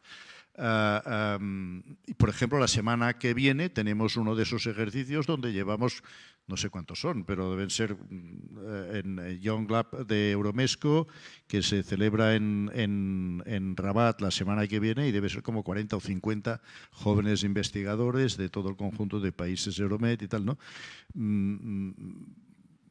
A veces somos los de más edad los que tapamos que suban los demás abajo. Lo mismo sucede en el tema universitario. Yo creo que ahora va a empezar a haber gran cantidad de posibilidades, antes se pedía, por una razón muy sencilla. Los que ingresamos en los cuerpos universitarios en aquellos años en que hubo un boom, en que se funcionalizó a casi todo el personal docente, los penenes famosos dejaron de existir porque se hicieron todos funcionarios, y que ahora en estos años están llegando a la jubilación. O sea que ahora, para gente que quiera hacer carrera universitaria, yo creo que están llegando en muy buen momento los que ahora están haciendo el doctorado. Pero en fin, los que seguís en la universidad, yo la dejé con las incompatibilidades del año 84, pues seguro que tenéis una mejor información sobre todo esto y nos podéis transmitir. Pero me da la impresión de que uno de los fenómenos ha sido, claro, el gran acceso a las plazas, llamémosle fijas, en aquellos años, y que ha sido, claro, un peso para los que venían justo después y ya se encontraron, aunque estaban ya todas las sillas ocupadas. Pero es que ahora se van a liberar. Entonces, para investigadores jóvenes es un buen momento. Bueno, a ver. Creo que a ver si hay más...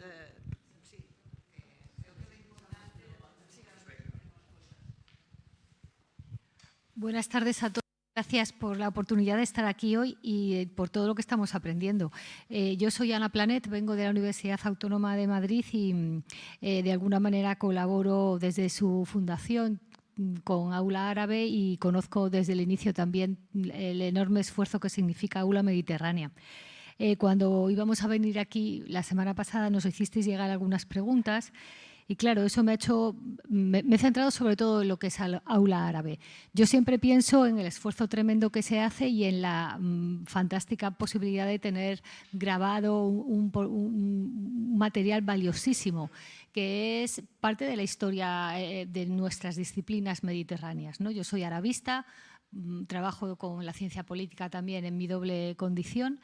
Y de verdad que para mí es una joya auténtica lo que hay ahí guardado, hasta el punto en que siempre que preparo un tema nuevo, buceo en Aula Árabe para ver si hay alguna conferencia de las que tenemos ahí grabadas que me pueda servir como orientación, punto de partida, ¿no? Yo me preguntaba si quizás en este momento no estaríamos en buenas condiciones de aprovechar lo que ya hay en un doble sentido, es decir, poner en valor lo que hay de una manera quizás más organizada, que permita una suerte de itinerario formativo personal que sea fácil, ¿no?, para recorrer todo lo que hay. En Aula Árabe quizás es más fácil porque son más ciencias sociales, quizás para Aula Mediterránea puede resultar algo un poquito más complicado, pero no sería un ejercicio simplemente de encuentra tu camino, sino algo que nos permita a nosotros mismos, o sea, en un ejercicio poco comprometido. Yo lo que creo que quizás un poco en la línea de lo que decía Iñaki, el Mediterráneo se ha construido también desde conceptos propios y se ha construido también desde la incomodidad que determinadas categorías de determinada academia nos supone para algunos tener que manejar un set de conceptos, marcos teóricos, estados de la cuestión, ¿no? Y quizás es el momento de también intentar hacer un esfuerzo en Aula Mediterránea, en nuestras aulas, la Mediterránea y la Árabe, para ese conceptual work. Es decir, reflexionar sobre ya lo que tenemos y sobre cómo hemos construido de alguna manera una comunidad epistémica, es un poco pedante el término, con nuestras universidades del sur. Y esto me une a esa idea de decir, vale, si bien en todas las conferencias tenemos un punto de estado de la cuestión conceptual, detengámonos un poco para que se convierta en una herramienta, centrémonos en también convocar o hacer sesiones particulares que tengan que ver con esto, ¿no? Muchos de nuestros estudiantes trabajan desde ópticas postcoloniales, algunas más exitosas y otras menos. Quizás no son tan exitosas a mi juicio porque no nos hemos detenido en construir un postcolonialismo creativo mediterráneo propio y estamos en un avoiding orientalism respecto a la academia estadounidense y no la propia. Y yo lo que siempre sueño, vamos, Olivia lo sabe, aprovechando todas nuestras redes potentes del sur, hacer un esfuerzo para las próximas ediciones para que también desde las universidades que no son hasta ahora parte del programa puedan ser parte del programa, invitando a nuestras redes a sugerir conferencias, ¿no? Que también puedan formar parte de nuestro común y que en un momento dado, como decía el compañero, facilite una estancia más o menos larga de un young scholar, porque al final hay que venir a hacer algo, ¿no? Entonces, bueno, venir a hacer este ejercicio de reflexión puede ser muy interesante. Por eso, sí, por eso. O sea, ir un poco en esa lógica, es decir, no inventamos nada, Senén. Lo que hacemos es sumar lógicas y poner focos, ¿no? Porque tampoco somos ricos. Ojalá tuviéramos el dinero para hacer lo que no somos ricos. O sea, somos instituciones resultonas. O sea, pero porque tenemos confianza y trabajamos muy de la mano, pero no somos instituciones ricas. Entonces, claro, aquí donde no hay fondos hay que poner imaginación y centrar los fondos en cuestiones críticas, ¿no? Young scholars coming from South Mediterranean countries, knowing, working, having good experience, not just for some weeks, but months, 1 year, ¿no? Ahí lo dejo. Muchísimas gracias. Una de las finalidades de Aula era y es esta, que sirva para que podáis invitar a vuestros colegas a que vengan no solo a dar la conferencia, sino a estar con vosotros y hacer cosas juntos. Sí, bueno, muchísimas gracias también de mi parte. Yo lo he disfrutado una barbaridad. Desde por la mañana hasta ahora. Soy Irene Martín, soy la vicerrectora de internacionalización de la Universidad Autónoma de Madrid. Quizá parte de mi disfrute es que hace mucho que no estoy sentada escuchando. No es por quitaros mérito porque lo he disfrutado mucho, de verdad. Vamos a organizar la Asamblea General de TETIS, como ha dicho Camille esta mañana, a la que aprovecho para invitaros a todos. Y ahí precisamente hemos querido poner el foco en que sea un encuentro de doctorandos trabajando en temas de cambio climático desde un punto de vista interdisciplinar. Nos vamos a ayudar del programa Erasmus como buenamente podamos, aunque no olvidemos que no es un programa destinado a fomentar la investigación. Entonces tenemos que buscar complementos para justificar que se usa para aquello. Con doctorandos es más fácil, ¿no? Porque la distinción entre la docencia y la investigación es menos clara. Pero bueno, que no estaría de más no perder esto de vista porque haría falta fomentar la investigación de forma específica. Nos ha parecido también que cuando nos centramos en el Mediterráneo, trabajar con gente joven es mucho más fácil, no solo porque la interdisciplinariedad es más fácil trabajarla con gente más joven. Debo decir que por mi experiencia en el sur del Mediterráneo nos enseñan mucho de interdisciplinariedad, porque yo creo que las universidades europeas están mucho más anquilosadas en las disciplinas y tienen muchas más inercias, mientras que en el sur del Mediterráneo se centran más en los problemas, y yo creo que esto es algo de lo que aprender en el norte, pero también porque la gente joven habla inglés en el mundo francófono también, y eso nos ayuda muchísimo. Y aquí ha habido unos buenísimos ejemplos, ¿no? Entonces, bueno, eso en lo que se refiere a doctorandos, a investigación. Pero yo lo que quería comentar es que nuestra experiencia, porque yo también he sido mucho tiempo coordinadora de un Erasmus Mundus, de un máster Erasmus Mundus sobre el sur de Europa. Claro, yo pienso en mis estudiantes que han estado participando en Aula Árabe y a mis estudiantes cada vez menos les interesa la investigación, no nos engañemos. Entonces, si ahora estamos hablando de cómo potenciar las aulas, yo no sé cuál es la experiencia aquí de Aula Mediterránea, pero nosotros cada vez tenemos la doble trayectoria, o investigadora o de prácticas.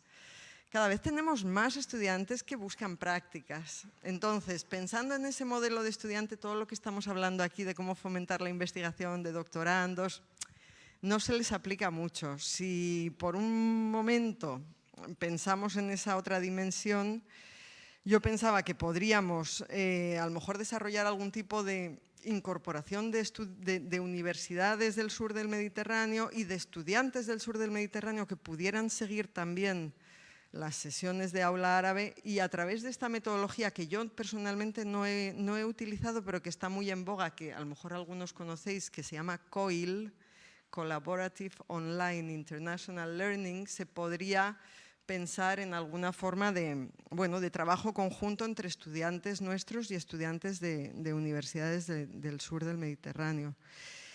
Y luego la otra dimensión que creo que habría que pensar es la de cómo engancharles a través de la empleabilidad o de la implicación cívica, que es algo que en nuestra universidad europea, nuestra alianza de universidades europeas, que se llama CIVIS, y que tenemos 6 universidades socias africanas, concretamente 2 en el Mediterráneo, estamos trabajando mucho, ¿no? Entonces, bueno, pues o bien por la empleabilidad o bien por la implicación cívica, engancharles con el mundo mediterráneo, ¿no? Más allá de la investigación, donde también la interdisciplinariedad es una habilidad, yo creo, a trabajar, ¿no? en el mundo laboral o en la sociedad en general. Y muchas gracias, de verdad, está muy bien.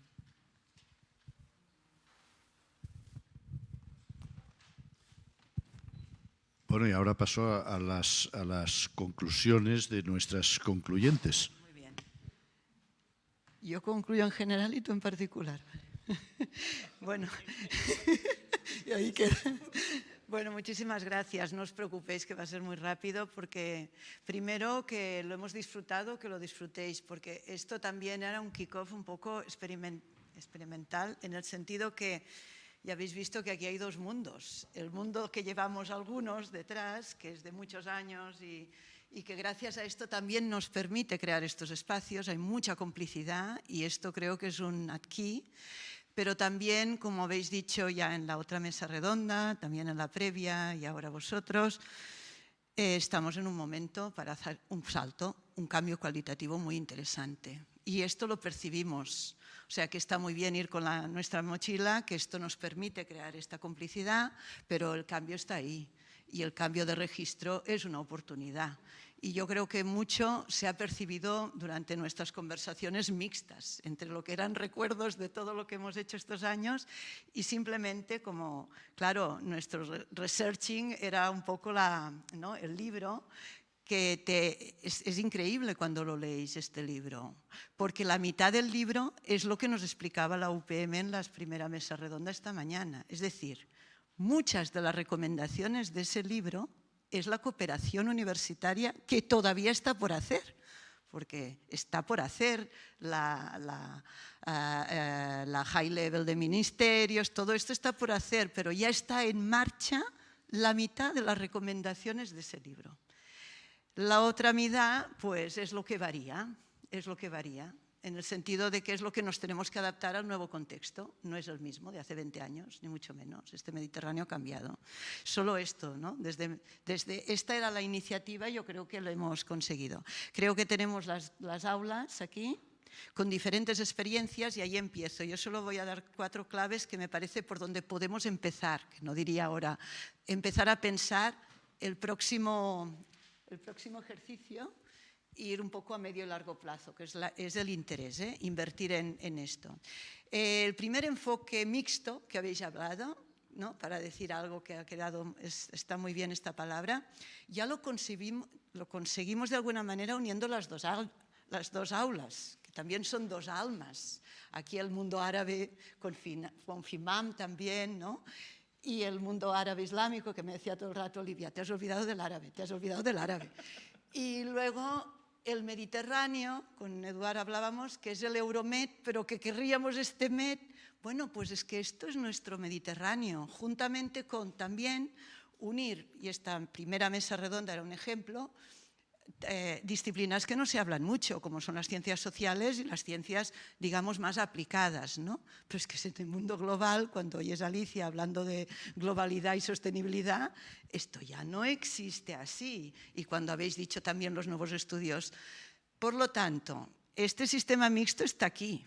O sea, o nos adaptamos o, desde luego, el sistema mixto, por decir una palabra así que ha salido, ya nos ha dado la vuelta y nos vamos a quedar todos en unos cajas. Por lo tanto, no se trata de buscar nuevas formas, como ha dicho Ana, es que ya está allí. Por lo tanto, o adaptamos toda esta manera de trabajar y allí han salido, no lo voy a decir, pero, por ejemplo, una cosa que me ha hecho, o sea, que está muy bien. También otra vez diciendo esta información, cómo la podemos hacer, para que todos estemos más informados, pues esto ahora ya tú explicas un poco, pero, ¿sabes, Ana? Nosotros este año hemos empezado a hacer podcast con el Aula, y el Aula, que aquí vemos también el grupo Gritim que nos está ayudando en este primero piloto, nosotros queremos hacer una manera de llegar a esta información aquí, que sea dinámico, pero también adaptado. Entonces, claro, habrá otras maneras, pero el podcast nos puede ayudar a cuando hacemos unas 2 o 3 sesiones aula, a darles un sentido y a darles también un punto que no sea solo divulgación, ojo, porque queremos un podcast de calidad, no es periodístico, es desde la... Esto para decir que hay nuevos formatos y que también tenemos que trabajar en ellos y yo creo que es muy interesante, ¿no? Y estos nuevos enfoques, pues este enfoque mixto es el que tenemos. Y otra cosa, que Carmen, que ya está aquí, no ha hablado, pero nosotros también tenemos en la diáspora mediterránea, vamos, una riqueza que también en los últimos años se ha disparado.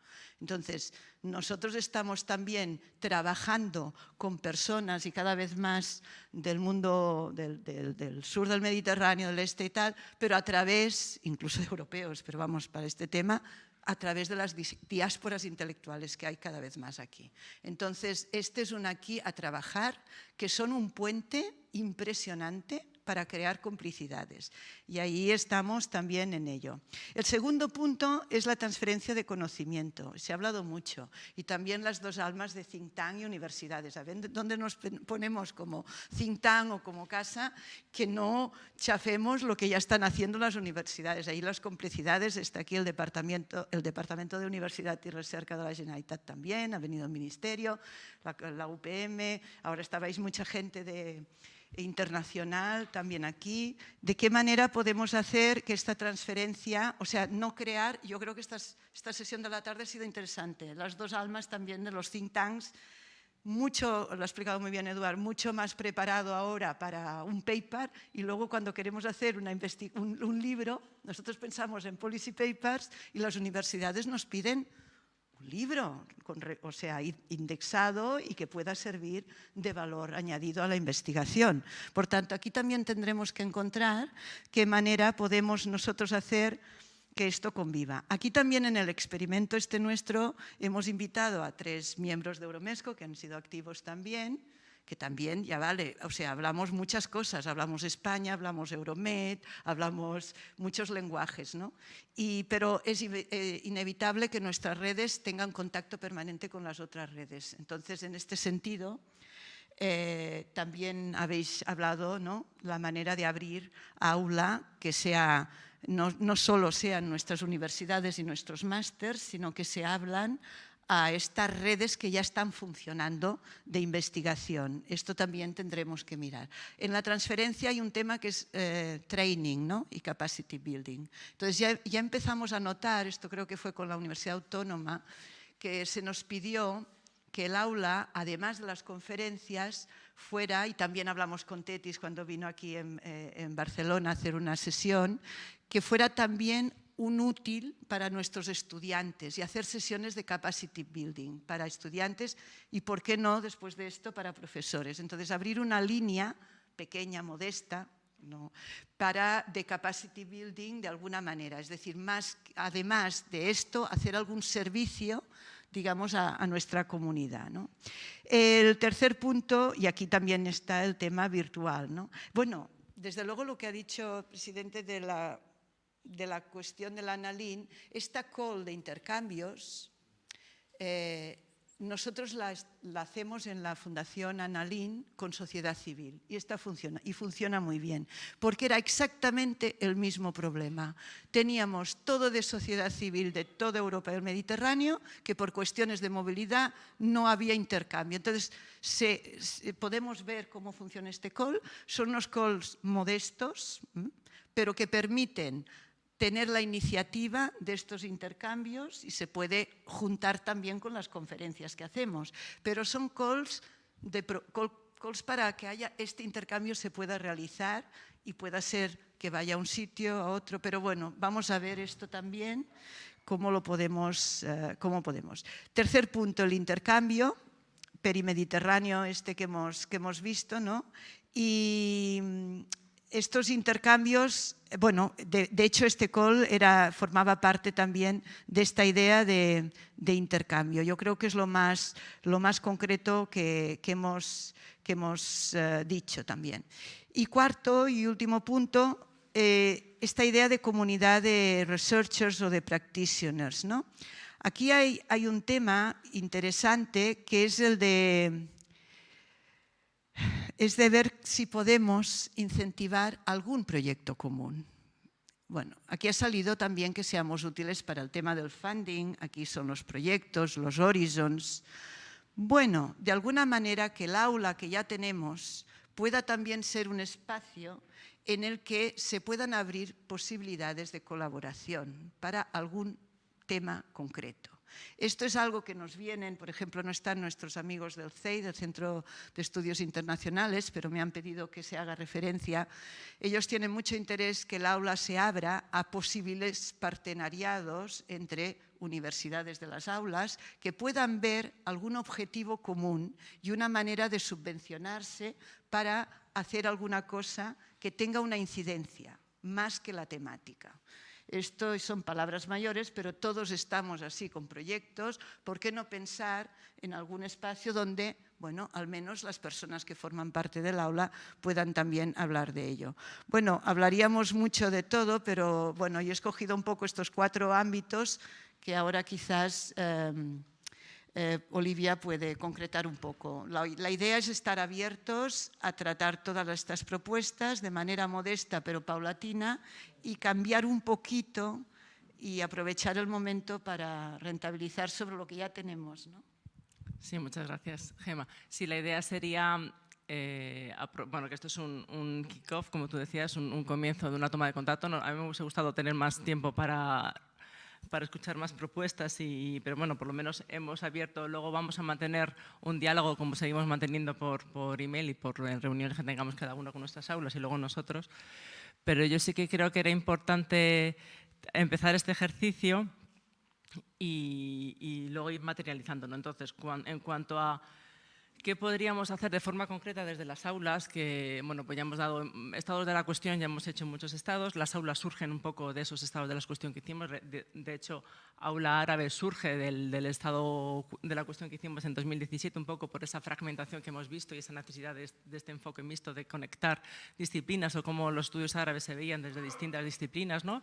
Y lo que intentamos promover desde las aulas también es esta cooperación interuniversitaria, ¿no? De hecho, por eso estamos con todos los programas universitarios que tenemos detrás. Entonces, la idea sería ver cómo podemos reforzar ese componente de cooperación interuniversitaria, que yo creo que ha funcionado muy bien y funciona bien.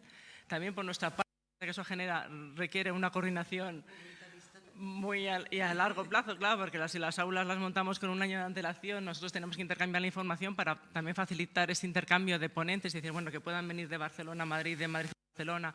Pero es verdad que cuando lo hemos hecho ha funcionado muy bien y yo creo que se agradece, incluso cuando empezamos con la pandemia, que esto surge un poco de los encuentros online que hicimos entonces, un poco forzados, pero ahí se vio como era muy interesante un mismo ponente que, bueno, pues le entraba a debate con expertos, profesores distintos, podía ser aquí del CEI y otro máster que teníamos allí Entonces, como las preguntas, el debate que había y lo hemos estado que hemos tenido de aula en la que intentamos unir bueno, pues varios profesores que además que las preguntas enriquece muchísimo, ¿no? Entonces yo creo que tenemos que intentar reforzar ese elemento de cooperación interuniversitaria, que bueno, también requiere un poco más de coordinación por nuestra parte y también con vosotros, que yo creo que los programas venís haciendo ese esfuerzo, porque muchas de las propuestas que nos habéis hecho en las últimas 2 ediciones han sido ya incluso conjuntas, ya que se han coordinado ya entre ellos, y decir, bueno, pues nos interesa este tema y estos ponentes, a ver si podemos hacer alguna sesión conjunta. Y yo creo que eso sería muy importante y me ha gustado mucho ahí el tema de la idea de aprovechar el material que tenemos, porque es verdad que tenemos, y nosotros hemos intentado ponerlo en series en el canal que tenemos de YouTube y poner las conferencias, pero es verdad que eso requiere un esfuerzo y además que no siempre se valora y está muy bien que nos lo digáis porque bueno, es un esfuerzo que requiere por la parte de las personas que están organizando. Muy bien también ver que efectivamente los estáis utilizando, porque es algo que yo creo que puede ser muy útil, incluso podríamos verlo tanto a nivel de, porque nosotros lo tenemos tanto en vídeo, pero son podcasts, no son tanto podcasts como entrevistas, sino que es la conferencia grabada, no es el ejercicio de un podcast, pero bueno, que se podría plantear y podría ser un ejercicio muy bonito, pero eso también requiere bastantes recursos, ¿no? Entonces eso podríamos dar una vuelta a ver qué se podría hacer con ello, pero sería interesante, sí, pues a la hora de crear esa comunidad, ¿no? Y también a lo mejor organizarlo porque es verdad que nosotros lo tenemos por ediciones y a lo mejor se podrían buscar ya temáticas, porque ya incluso hay material suficiente para conectar distintas cosas, ¿no? Eso sería por un lado que yo creo que es muy interesante.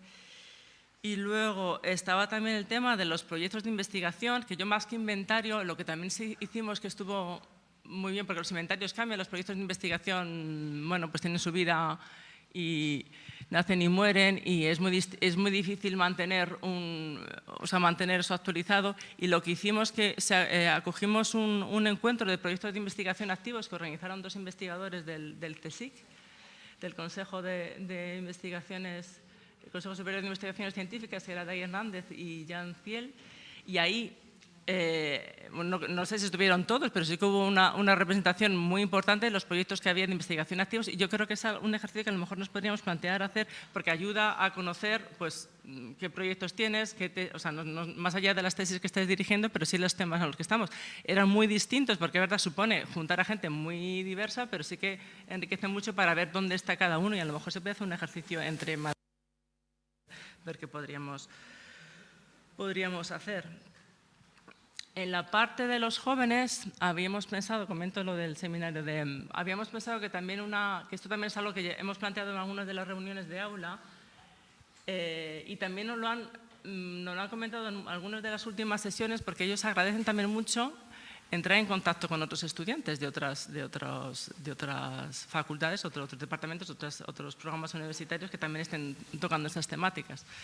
Entonces, bueno, pues una de las cosas que sería también interesante sería, y también para animar un poco esa comunidad de jóvenes investigadores y darles un poquito de voz, bueno, pues hacer un seminario de TFGs y TFM que han hecho ese año sobre temática mediterránea y árabe, y ahí a lo mejor pues que sea también un espacio para que ellos también dialoguen con profesores y expertos de otras universidades, más allá de los profesores o los tutores que hayan tenido en cada departamento, ¿no? Que eso podría ser también una excusa para pues juntarnos y pues ya luego ya veríamos si a nivel de publicaciones se podría hacer algo. Y en cuanto a todo el tema de la red, hemos hablado mucho también, que yo creo que aprovechando esto de enlaza con lo que se ha hablado en las sesiones anteriores, todo el tema de aprovechar las redes universitarias que ya están establecidas en el contexto euromediterráneo, que ahí también deberíamos hacer un ejercicio. Bueno, ya lo veníamos haciendo porque en Aula Árabe también, bueno, pues alguno de los conferenciantes que tuvimos la semana pasada venía dentro de la colaboración en el programa de CIVIS y con también una beca de un Erasmus, bueno, no me acuerdo cómo se llama, el K171. Y bueno, pues eso facilitar, es verdad, porque la idea de las aulas es, por un lado, enriquecer los programas universitarios, pero también, bueno, pues facilitar también esa internacionalización de los programas universitarios, ¿no? Y que puedan circular. Entonces, eso también teníamos que verlo, cómo reforzarlos, depende también mucho de las universidades y de los programas, cómo logremos pero bueno, que ahí por nuestra parte estaremos apoyando. Y a ver, algún tema más que se me había quedado. Está el tema, yo estoy detrás, que bueno, hay algunos con el tema de los editatones de Wikipedia, que algún día también, aunque en este momento de la inteligencia artificial, como hablábamos, es complicado, pero es importante seguir nutriendo las fuentes de información.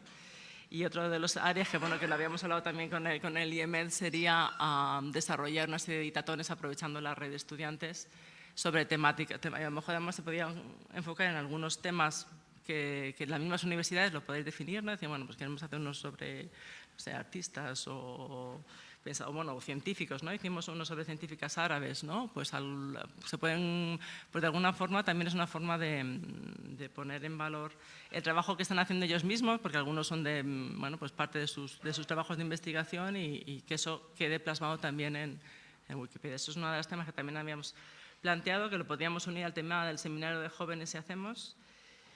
Y a ver, y así de otros temas que se han hablado,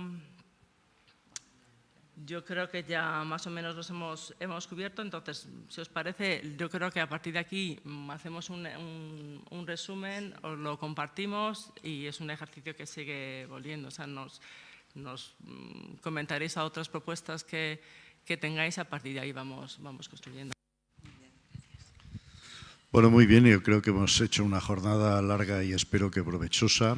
En cuanto a lo que se acaba de decir en esta última sesión, yo lo que os invito es a que veáis como propio el programa Euromesco.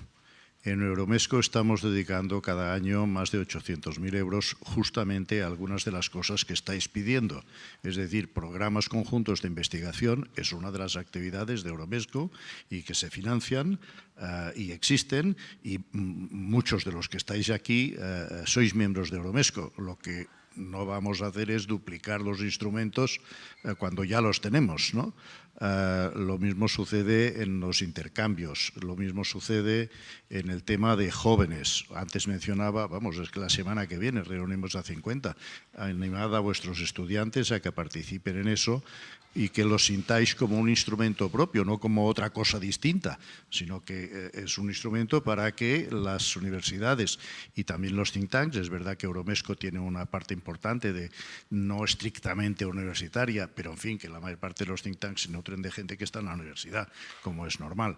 Y por tanto yo creo que allí podemos encontrar ni siquiera son sinergias, sino el uso directo de los instrumentos que tenemos y que puede ser muy útil. Dicho lo cual, pues tomamos muy buena nota de todo lo que se ha dicho, porque seguro que nos ayuda a mejorar nuestros programas y nuestras actividades, que son los que estamos todos en este barco. Bueno, y nos vemos en la cena, los que sigáis teniendo ánimo para seguir discutiendo, y mañana empezamos ya con los contenidos, porque, bueno, pues eso, la biología de las esponjas también queremos tratarla.